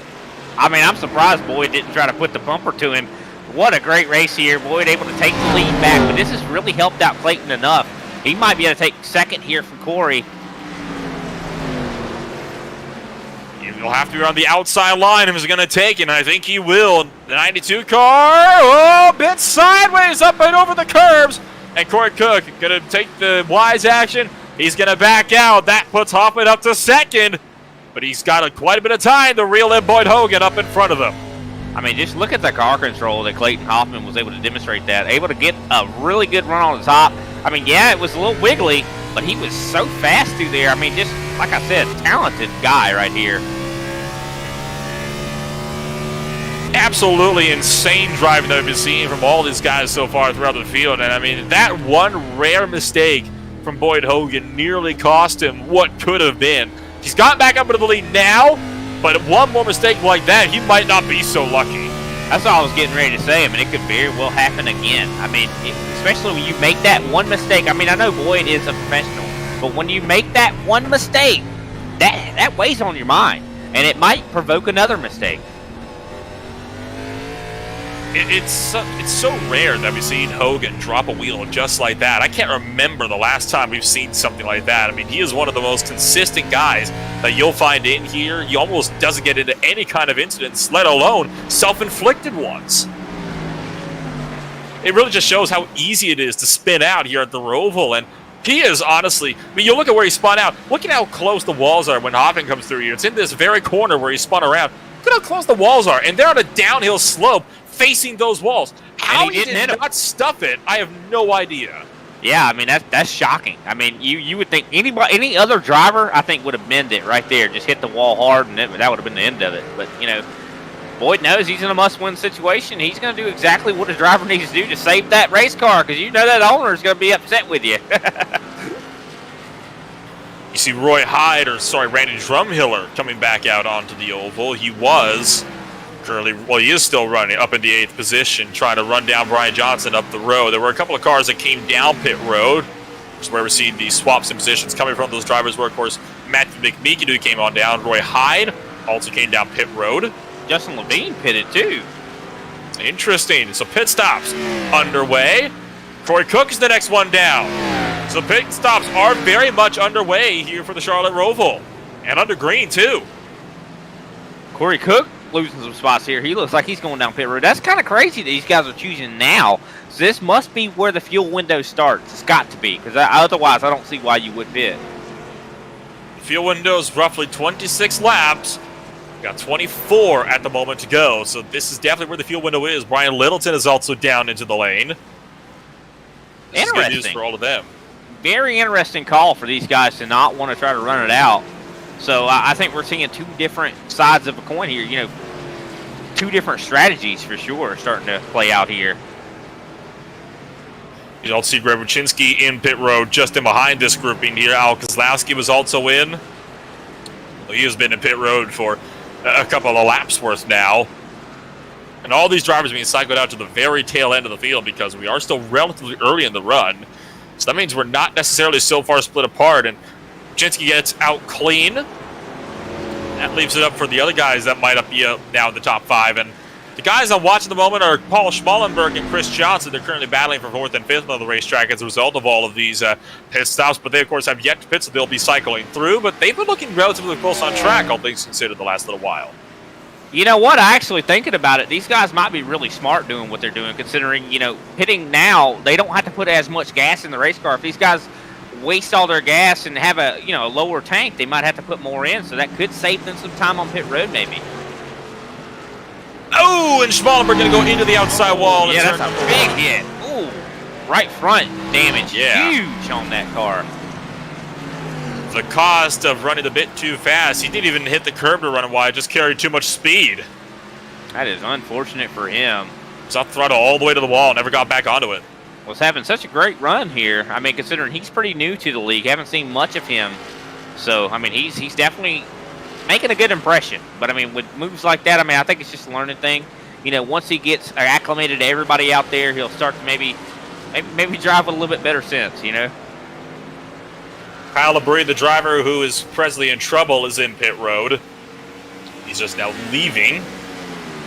Taking a stop. He's got heavy damage himself. I mean, he got from earlier.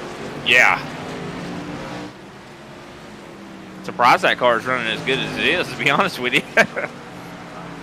Well, thankfully, this is not a very aerodynamically dependent track. Like, you know, such as a track that might be more so, like, I don't know, say Las Vegas, for example, or even the Charlotte Oval, for a matter of fact. This is a track where, so long as you don't have any really major suspension damage, you'll be fine. And Corey Cook getting into it big time with Justin Levine was giving a huge warning over the radio, and they both bailed out of the chicane. What happened there? That was a big incident. I'll have to go back and look at that one. Yeah, that was a strange one. Oh, I see. Corey Cook well missed the braking point. He was warning Levine not to turn in because he would have hit otherwise. Oh, my word. But one time, I'm glad he gave him that warning, but that kind of hurt Levine, though. He's got a slowdown penalty. I mean, I could understand why he'd be a little upset there. Well, he's already served it, so it's all well and good. Cook never went for the overtake. He just missed the braking point. Gave well enough advance warning heads up for Levine to get out of the way and just, you know, look out for it. So that was actually some good heads up driving for Levine to recognize the situation going on behind him and adjust accordingly. I mean, hey, I'll take a slowdown penalty over a busted race car any day. No, of course. Of course. But, I mean, in the grand scheme of things, though, I mean, that really robbed him of some time that he's going to need to make this pit strategy he made work. That's true, but that being said, still 21 and a half laps left to go in this race. There's a long way to make it up yet. 100%, yeah. I mean, 100%. I mean, this is a very interesting race thus far. I am loving every bit of it. And Boyd Hogan out to a 3.3 now over Clayton Hoffman. But Hoffman's doing a better job now to actually keep up somewhat at least. I mean, last time by was only about 0.3 difference. And that's not too bad. I mean, Hoffman is doing good, but it looks like he's getting a little loose off the corners. Maybe he needs to slow it down a little bit. Like I always said, you know, slow is fast at this racetrack. If it looks slow, it's probably quick. So don't be trying to slide them rears. So here's my honest opinion if I'm Clayton Hoffman. go for the undercut. Get the fresh tires. You're going to be significantly quicker than Boyd Hogan. Go for that undercut. Get in front of him, and then defend like hell when he gets back to you. Yeah, I mean, especially, I mean, if it's on the last couple laps and you gotta try to hold him up, you know, make that car as wide as possible. Oh, exactly. And at a track like this, it's not a difficult task, so to speak. Yeah, I mean, it's so hard to pass as it is, so just make it even harder. Yeah, for sure. It's one of those situations where you only really have that door open if your opponent makes a mistake that allows you to open up that door, or if they willingly give it to you. That's what we've seen so far all day long. You know what's really shocking here? Looking at Colin Palmer, we talked about how he hit that outside wall very hard, got that right front damage. He's still up in 5th. I mean, that's kind of impressive to see that he's able to do that. The largest guys that you can build at the road course, no doubt, are assisting with this. But, you know, it's one of those things you do have to take into consideration that he's doing a good job on with the car as well. Now, that being said, he had a mishap on this last lap as well, because it's 124 this lap for him. It was 123 the lap before, so that tells me he had some kind of a mistake. That's also a second slower than what he's currently running in comparison to Brian Johnson. Yeah, 100%. Brian Johnson is running quicker right now, so yeah, could definitely see a change from position there. As we watch, looking at Justin Levine here, trying to work his way up to David Phillips, and I don't believe Phillips has pitted yet. But I think Levine's going to get a lot of spots here once everybody starts maybe following down pit road. So a lot of these guys have different strategies. I love this when it comes down to strategy. We've seen some exciting racing thus far, but when it comes down to strategy, I mean, hey, the numbers start to play, you know? Kozlowski just now has officially taken his car to the garage. 00 will not be coming back out on track for the remainder of the race.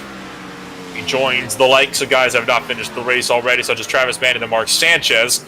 And of course, Kenny Powell was not able to start due to an injury. Oh, Justin Levine loses it.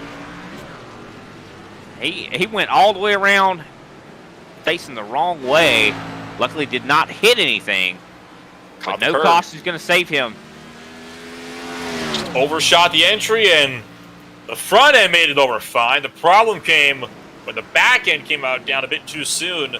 The rear suspension caught the curb, and that's what swung that back end around.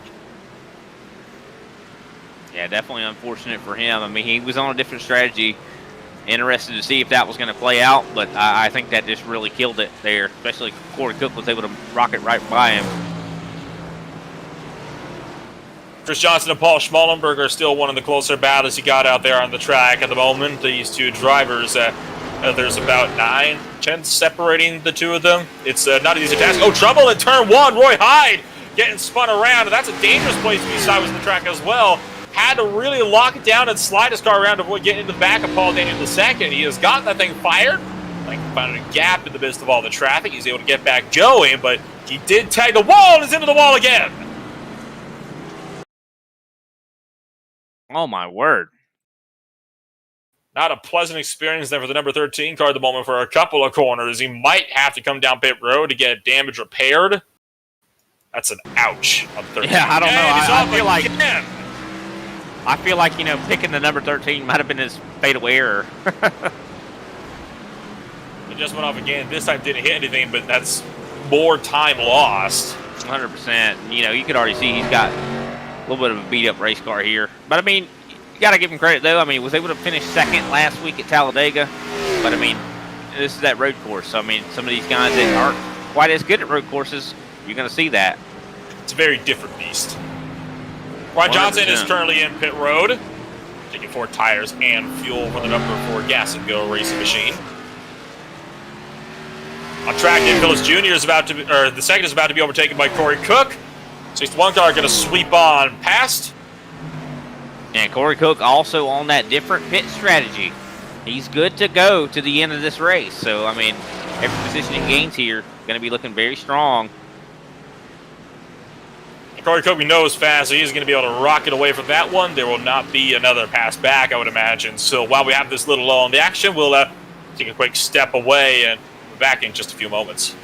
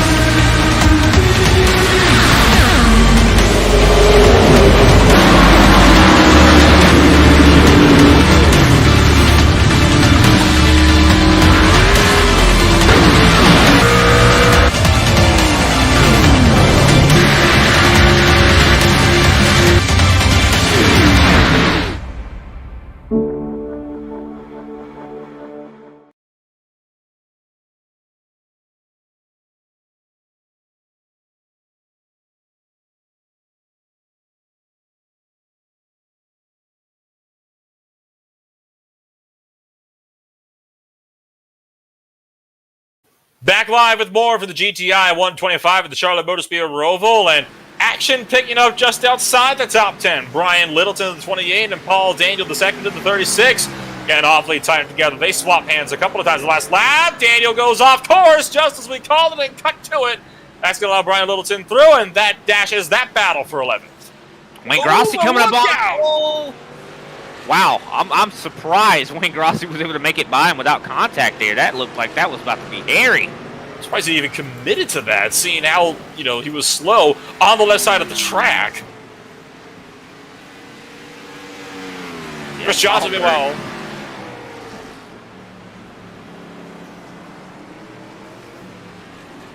Chris Johnson, meanwhile, in pit road. I think you were about to mention that Paul Schmallenberg came down as well, just the lap prior. 100%, yeah. I mean, and definitely unfortunate for Paul Daniels. I mean, I don't see why he was in that position there. I mean, once you have that kind of problem, you might need to stay out of the way there. Wayne Grossi almost was a victim of that. Oh, big spin here for Paul Schmallenberg into the outside wall. Wow, that was a hard hit. He's going to take a tow. That's never a good sign, and that front end is all torn up now. It was first just on the right side from a hit in turn 1. Well, now it's torn up on the left side, too. Boyd Hogan taking his trip down pit road here. That's bad news for Clayton Hoffman, because Hoffman stayed out. Yeah, not able to get that undercut, so Boyd Hogan robbed him of that opportunity. And, of course, this means that he's going to be able to run away with this as well. Josh Schaffer also comes down pit road.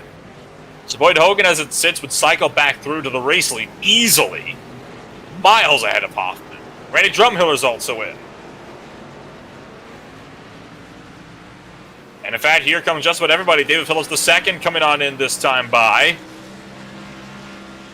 Yeah, so like I said, we've been seeing two vastly different strategies here. A lot of these guys pitted laps and laps ago.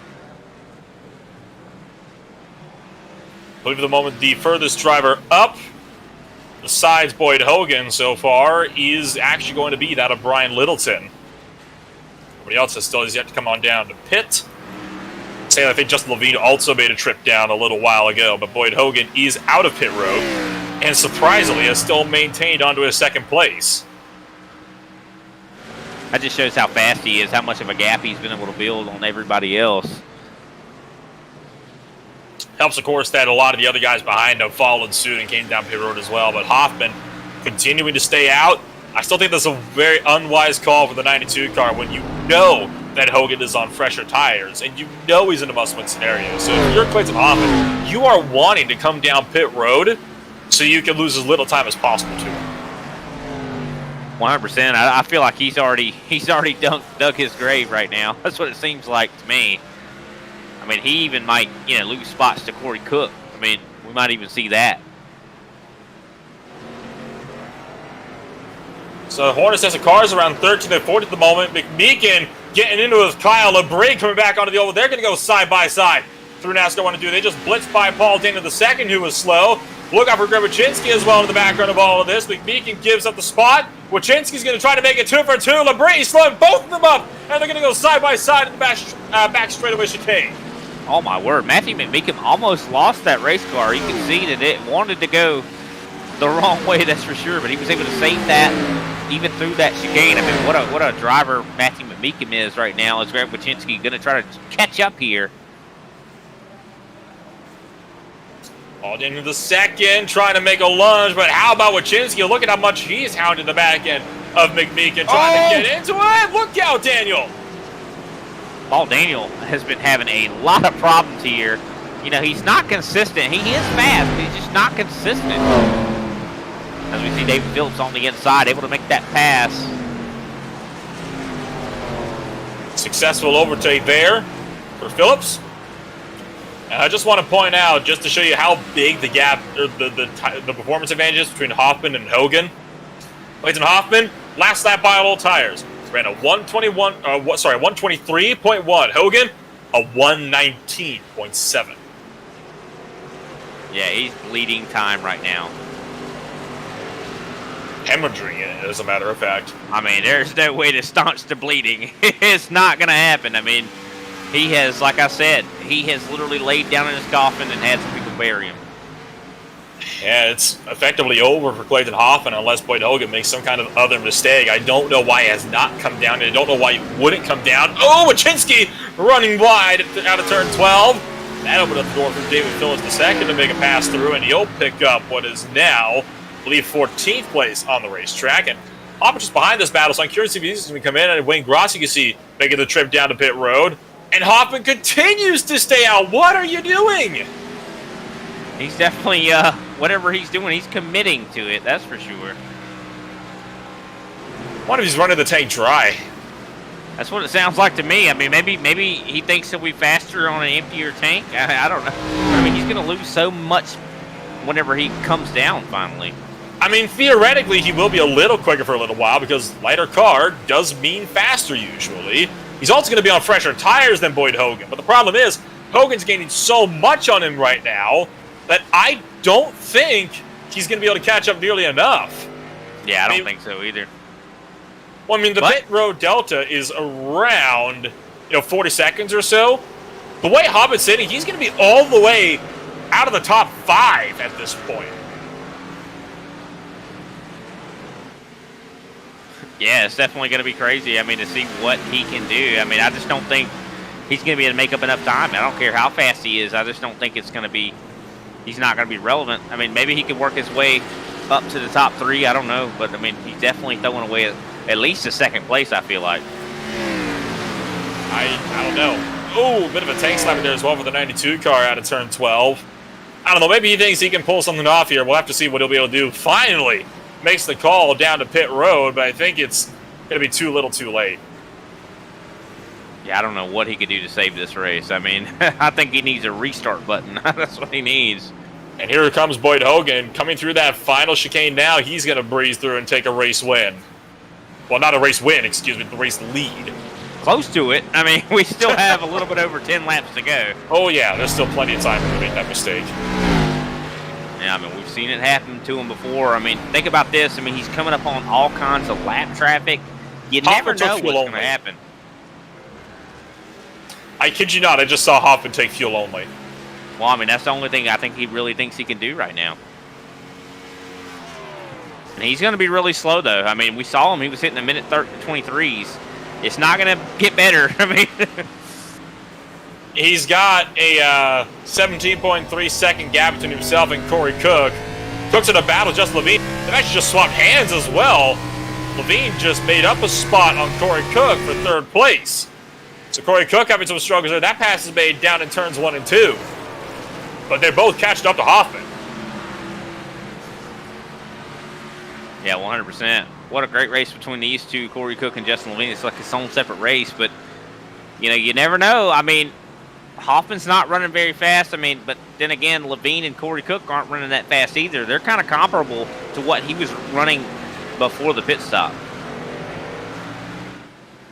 And because he didn't take tires, I mean, I don't know. I just don't think there's no way he can hold these guys off if they do manage to catch him. That's the thing, though, if they do. I mean, 15 seconds is a long time, but I mean, oh, look at that. Corey Cook doing a big jump. He went all the way in the air. All 4 tires left the ground.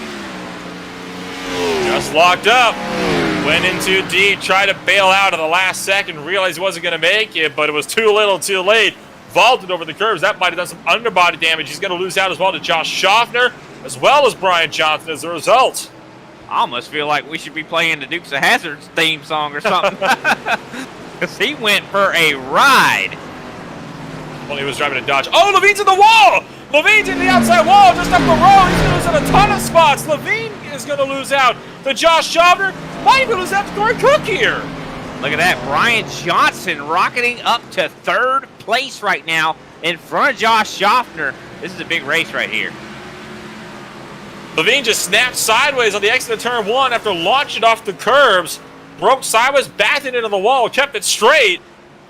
But that cost him a big ton of time. And they're all being held up by Paul Daniel II at the moment, who's a lap car headed up this train. So Johnson's going to go through, so will Schaffner as they enter back onto the oval. And Daniel will stay up high and let everybody else through. Realizes how big of a battle this is going on. Here comes Josh Schaffner, though. Does he potentially have that look down the back straightaway? No, he's not. He's going to back out. Yeah, and I feel like Brian Johnson didn't catch that lap car, Paul Daniels, at the right time there. So that allowed Josh Schaffner to really make up a lot of time here. It's all about where you catch that lap car. It looks like Johnson able to pull away here now. For now. That's the really crucial thing for now. He was right in the thick of this fight, and I have a feeling he's going to be right in the thick of it still by the time we get over this thing. We're now 9 to go. Yeah, Justin Levine definitely struggling back here a little bit. You can see off of about every corner he comes off of, he is having some major loose condition. As you can see, a lot of rear end damage on that car. One little spoiler is back there. You need as much as you can. You see it's all collected on the right-hand side, right on that right rear quarter panel where he backed that thing up into the outside wall. Left rear quarter relatively unscathed. It's the right-hand side that he's no doubt worried about, which is why he's kind of favoring the left whenever he can. Yeah, and just that little spoiler back there can still affect your handling so much, and you can see that evident here as we still watch this battle for third. Schaffner still sticking right with Brian Johnson. Sticking with him. How long do you think it'll be, though, before he makes that look, provided he can still stay with him? Because wasn't it Brian Johnson is pulling a small gap now over the 50 car? Yeah, and even though we were talking bad about, not talking bad about Justin Levine, but like, how the condition of his race car, he's still doing very well. He's actually, starting to catch Schaffner a little bit here. So if those two get to battling, it really could help Levine get back up into the top 3. And shockingly as well, all of that chaos that happened with Justin Levine and Corey Cook, that means that Hoffman on worn tires gained 4 seconds over this grouping as well. So they'd have to basically reel in about 3-4 seconds every lap to be able to get back to Hoffman. That's not happening. Yeah, I think it's because of those guys battling so much. I mean, it really has, really slowed them down. So I feel like Hoffman in a good position to finish second here.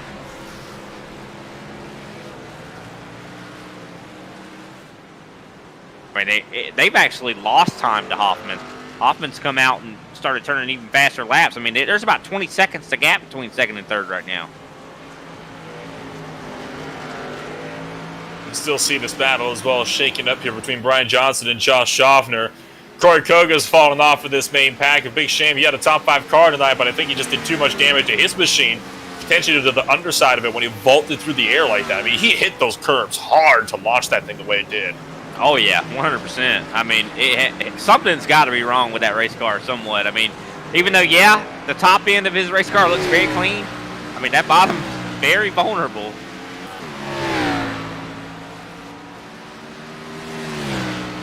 I said there are only 2 battles on the track. You got one between Brian Johnson and Josh Schaffner, which you've been watching. You've also got one between Kyle Labrie, apparently, and Matthew Meekin, according to my own timing screens. Take a look back at the battle for 12th and 13th, and it's not the closest thing in the world, but hey, it's a battle nonetheless. It's the battle of the damaged cars. Most of those cars are pretty beat up. On the front end, conveniently enough. The back ends are relatively unscathed for both. 100%. But, I mean, very impressed with everybody out here tonight. I mean, this is not an easy track to wheel these cars around, and everybody's been doing a great job. And we've seen some, bump in the roads, but, I still feel like everybody's been doing a great job making an entertaining race, that's for sure. Tell you what, 3rd and 4th is no further. It's no closer to being split apart. It's only getting closer and closer. Schaffner has managed to reel in Brian Johnson ever so slightly. I wonder how long it'll be before Schaffner is able to properly go for it. I mean, we're coming to 6 laps to go this next time by for at least this battle here. And you never know how some of these can play out. I mean, one mistake from either the driver, and the battle either gets kicked up into high gear or dissipates altogether. Yeah, I feel like Schaffner really gearing up for these playoffs in that Cortiva machine very quick. That's for sure. And curious to see what he's going to do in the future. I mean, this is a team now I think is going to be very strong.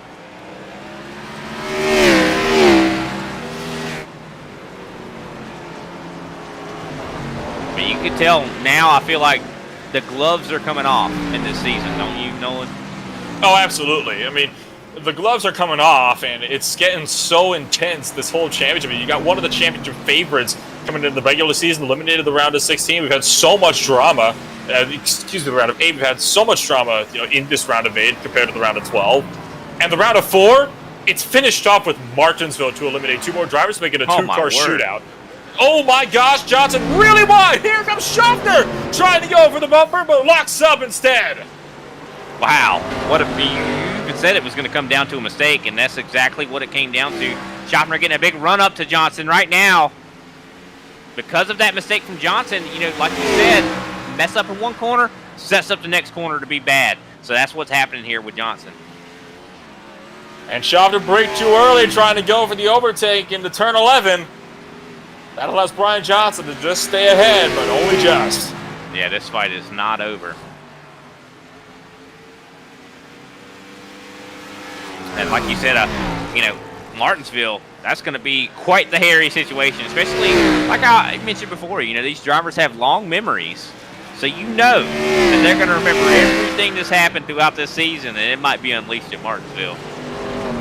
And it's worth noting as well that at Martinsville, only 2 drivers go on to the championship round. So, so somebody might get the bumper. I mean, it's going to probably happen. I mean, it's almost a guarantee. I mean, it wouldn't be a Martinsville race without a bumping run, would it? Not at all. Josh Schaffner once again closing back up to Johnson. Can he make something happen? Could we see the bumper here? We talk about Martinsville. We ain't talking about the bumper at Roval, but I think we should probably be, because, I mean, it looks like it might be a distinct possibility for Schaffner to try to get this third-place finish. And look at that. Johnson goes a little bit wide. That's all it took. Schaffner sweeps through. He'll take up third place. Brian Johnson, though, coming down off the baggage with the momentum. Oh, he's going to rear-end him, and he's going to send Josh Schaffner. The 50 car just barely slows it down in time. Oh, my word. Did not expect that. I think Brian Johnson just misjudged that a little bit. Schaffner has always been braking a bit earlier than Brian Johnson so far, all the way into that chicane. Brian Johnson, I think, probably should have expected that one. But the thing to note here, Brian, is that he did not go for the pass. He let Schaffner have it anyway. Yeah, 100%. I think he's just trying to play it safe. I mean, we still got some laps left. I mean, we can just regroup. Might be able to try to work his way up there. But, I mean, it's going to be hard. I think Schaffner's going to be protecting every line now. As they do come up on something. Oh, big wiggle there for Johnson out of that last corner. I think his car, he is struggling right now. So apologies for the minor technical difficulties. I believe I should be back in proper now.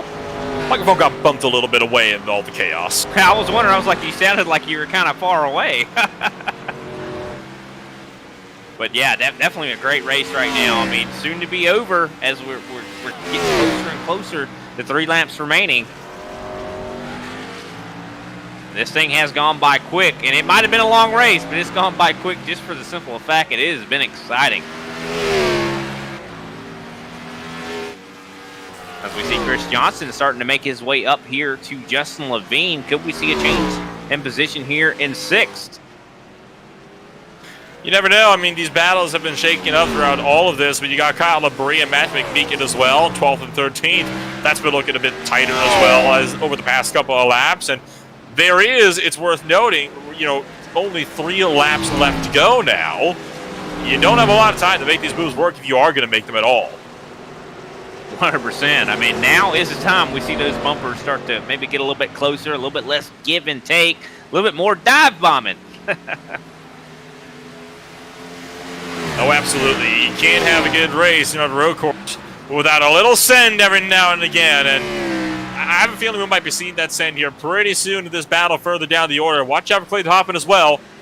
2nd place driver trying to work his way past the battle for 12th and 13th as they're coming now to 2 to go.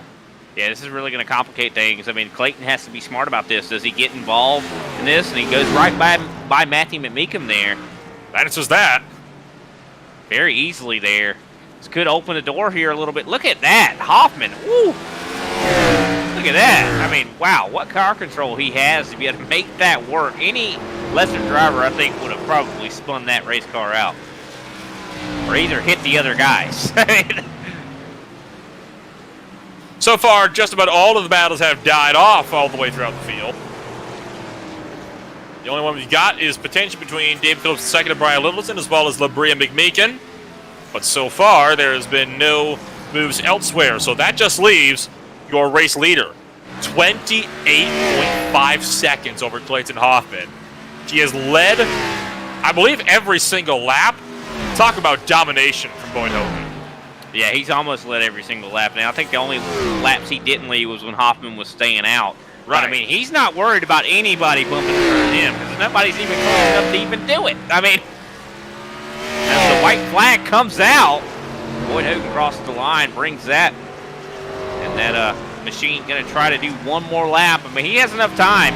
He could slow down pretty, doesn't have to even worry about that lap time. He can slow down and start waving at the fans. I mean, he's got more than enough time that he could even spin off in one of these corners, lose 10 seconds, come back on, and he'd still be about 10 seconds in front of Clayton Hoffman. 100%. I mean, he is just having him a nice Sunday drive around this racetrack and waving to the fans. Let everybody see that Curb Records machine. Now, I wouldn't recommend spinning your car out just to prove that you're that far ahead that you can make it. How about the battle for 5th and 6th? Justin Levine blitzing past Corey Cook on the exit of turn number 12 as Cook overshot the backstretch chicane again and hit the wall. Oh, my word. What a time to do that, too. That is not a good time. You want to try to be as focused as you possibly can. Good news is he's still got one lap to try to sort it out and come back at him. Levine still has time to make that mistake, but it might be too little too late. Boyd Hogan, though, coming out of the final corner and down into the last chicane. He's not going to get to Randy Drumhiller in time, so Drumhiller will be our last driver to cross the line. But for Boyd Hogan, he is into the round of 4, and he wins the GTEYE 125 at the Charlotte Roval. Yeah, and even doing a little bit of a celebration wiggle there as he's going to take his victory lap. That leaves Clayton Hoffman. He could have gotten it maybe if the pit strategy worked out a bit better, but instead, he will be bringing it home in a lonely second place, over 20 seconds on all sides of the field around him. Clayton Hoffman will pick up P2. And we talk about someone needing to win and you're in. That's what Boyd did tonight. I mean, it's shocking to see that he would leave that up to this. But I mean, he did it. He definitely fulfilled what he needed to do, so he's going to move on. I'm already, starting to work on, doing these little points calculations here on my own, see if I can maybe figure out what's where, but third place just now coming across the line. Josh Schaffner will pick up a podium. That should be enough to secure his ticket into the round of 4. Brian Johnson comes home in 4th. Yeah, that's going to be, I think both of those drivers are going to make it. Brian Johnson and Justin Levine. I think Kyle Bree might be the one that might be, I don't know. We'll have to wait and see. I mean, you do the math. I don't know. Who knows, right? Can't wait to see what, whenever the ISCA gets these points tallied up. I mean, I'm on bated breath. I can't wait to see it. All the cars are across the line. Let's take a look now at your official post-race results at the end of the GTEYE 125 at the Charlotte Roval. It's Boyd Hogan to take home a race victory by a whopping 30 seconds over Clayton Hoffman. Josh Schaffner is going to round out the podium with Brian Johnson in 4th. Justin Levine over a minute back in 5th, right in front of Corey Cook. Then, of course, you got Chris Johnson and Randy Drumhill, the last drivers on the lead lap. Then further back, it's David Phillips II. Brian Littleton rounds out the top 10. And finishing 11th, Greg Wachinski in that 5 car. Kyle Labrie finishing 12th. Matthew McMeekum in 13th. Roy Hyde 14th. Wayne Grossi 15th. Robert Pattengale going to finish 16th here. Paul Daniel, after his hard night here, 17th. Paul Smallberg 18th. Al Kozlowski in 19th. Travis Manning in 20th. And that will leave Mark Sanchez in 21st and Kenny Powell marked as a DNS. He'll be 22nd on the board. So we'll take a quick step away. We'll be back to the post-race show in just a few moments.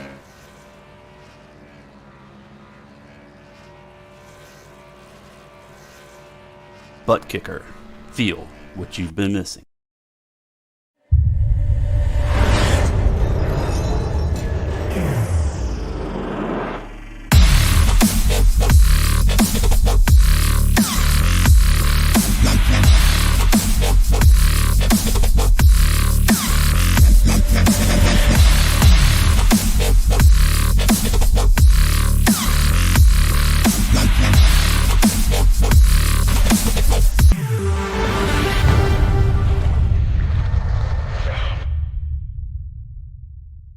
Get yours today at thebuttkicker.com and be sure to use our 20% discount promo code ISCA20.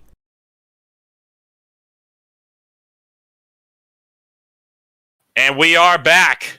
For Josh Schaffner, though, it's not looking good. Now, I can't promise, that anything is official, but if my calculations are right, Josh Schaffner loses out by just 1.5 points behind Brian Johnson, with Boyd Hogan securing his victory, and we'll, of course, be able to talk through everything so far throughout the course of the night.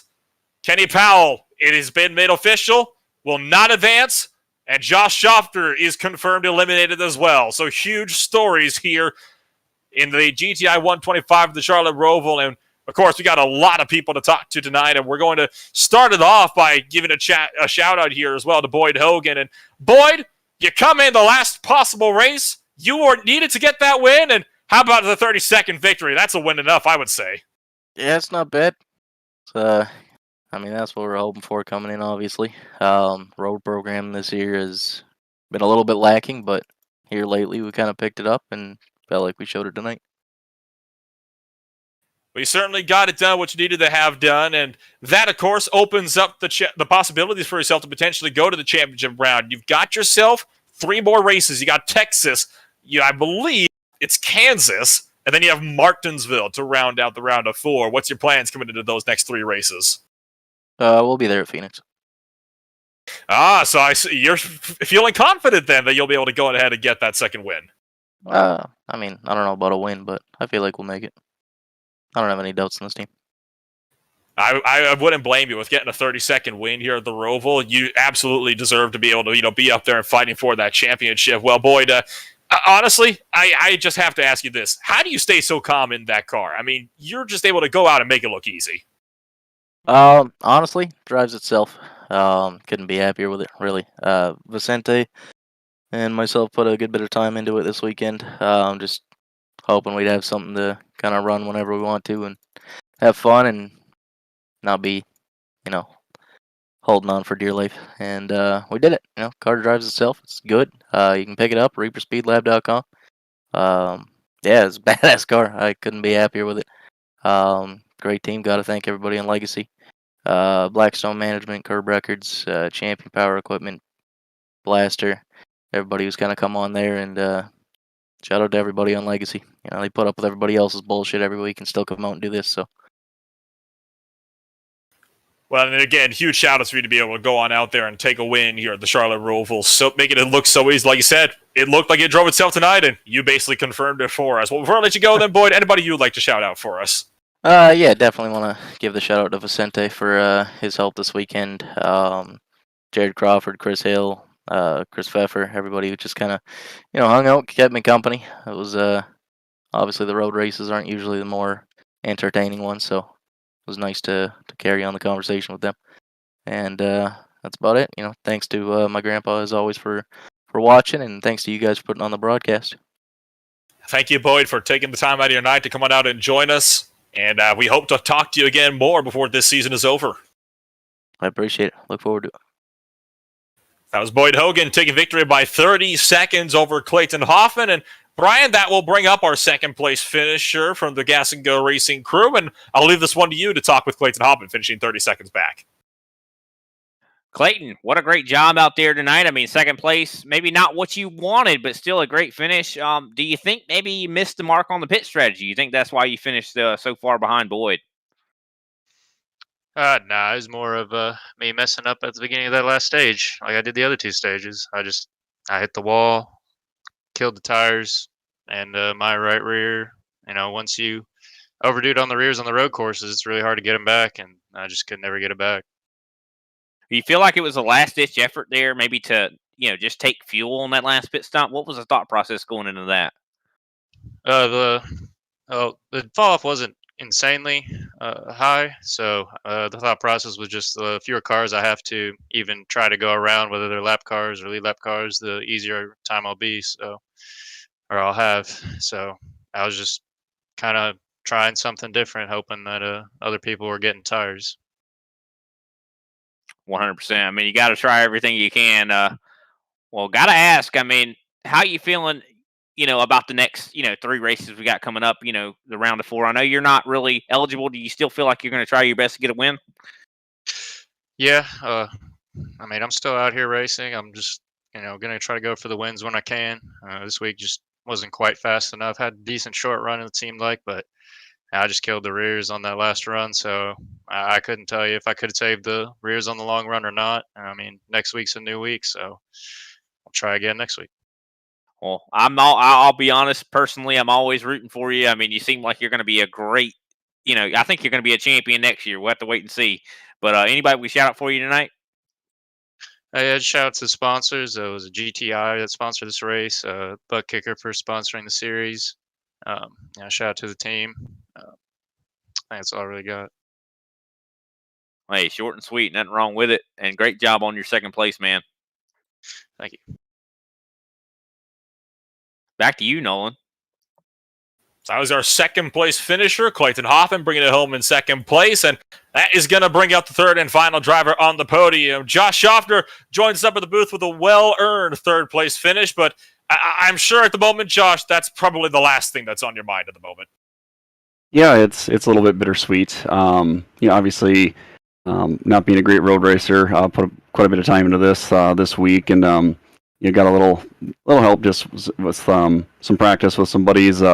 Brandon helped me out quite a bit, and I appreciate that. Shout out to him for helping me out all week. And just to be on the podium here at the Roval is a huge win for me. Not being a great road racer, and I just came in tonight, and I thought, well, if I could just run 55 good laps and stay on course, that you just never know what can happen. This place is crazy, and people can get off course, and so still finishing third probably exceeded my expectations tonight, and maybe more bitter about just the way Talladega shook out on the front row, and just being a single car team, no crew chief and no spotter, just bad luck starting on the outside of the front row, and that's probably where that point and a half got away from us more than anything. Well, despite being out now of the Super Cup Series, you still do have the regular Cup Series that you can look forward to, and you're currently sitting 4th place in points. That was, of course, after Las Vegas, before Talladega, but you're still looking good to at least get a decent points finish in Season 4 and the last one on 2021. Yeah, we'll just stay after it here, and it's been a great Super Cup season, and for me, kind of being new to the league, and just a huge win even to get to the final 6 would have been pretty awesome to get to the final 4 there, and for all the supporters. But we'll keep charging hard, and trying to put up good finishes, and keep trying to get back to victory lane. So I think that just leaves us then with one question. That's in regards to, of course, Texas Motor Speedway. We go back oval racing down to the Fort Worth Speedway over in Texas. What's your thoughts about the 1.5 miles? Yeah, it's changed a lot since the reconfiguration. Obviously, a different racetrack than what it used to be, and with the high downforce package, it's a lot of wide open racing, off of 2 all the way, back into turn 1. But yeah, we'll get to work on that, and get some practice in, and try to get the car dialed in, and we'll try to have a good run up down there. Well, some of the performances you've been putting in recently, I would not be surprised if we were able to talk to you at least one more time before the season ends, and that is going to be all the time we're going to have for one night. For you here, Josh, before I let you go, anybody you'd like to shout out for your number 50 Chevrolet? Yeah, I just want to thank all the supporters, Pioneer in the Hood, GNR Farms. I know Todd's watching tonight, and he's been a big encouragement all week to get me pumped up for this race. And everybody at Love Farms, Corteva Agri Science, H&B, Agri Services, Mayor Seed Solution, JMS, all those guys help make this thing go around each week, and look forward to the rest of the season. And I look forward to potentially talking with you more in the future, Josh, and thank you for taking the time to come out and join us, and best of luck next week at Texas. Thanks, Nolan. Well, Brian, that is going to be a wrap here for tonight for the GTEYE 125 at the Charlotte Roval. But next week up, it's the Texas Motor Speedway. And boy, if that is ever going to be a big track to handle, it's one of the wider 1.5 miles you can get. And it should be an entertaining race coming up next to kick off the round of 4. 100%. I feel like it's all going to be about tires at Texas. I mean, since they changed that racetrack, it has changed it completely. I could not agree more. Tires are definitely going to be huge. Potential fuel strategies could be opened up as well. We've seen that coming into play more and more throughout these, ever since these stage racings were involved. Well, hopefully we'll be able to have a good race as well as we get set to kick off the round of 4. But for now, from North Carolina, I have been Nola Rempel with Brian Britt joining me in the broadcast booth. Rob Meldick down behind the cameras for tonight's race. Thank you for joining us for more Thursday night action for the iRacing Stock Car Association ButtKicker Super Cup Series. We'll see you all next week in Fort Worth.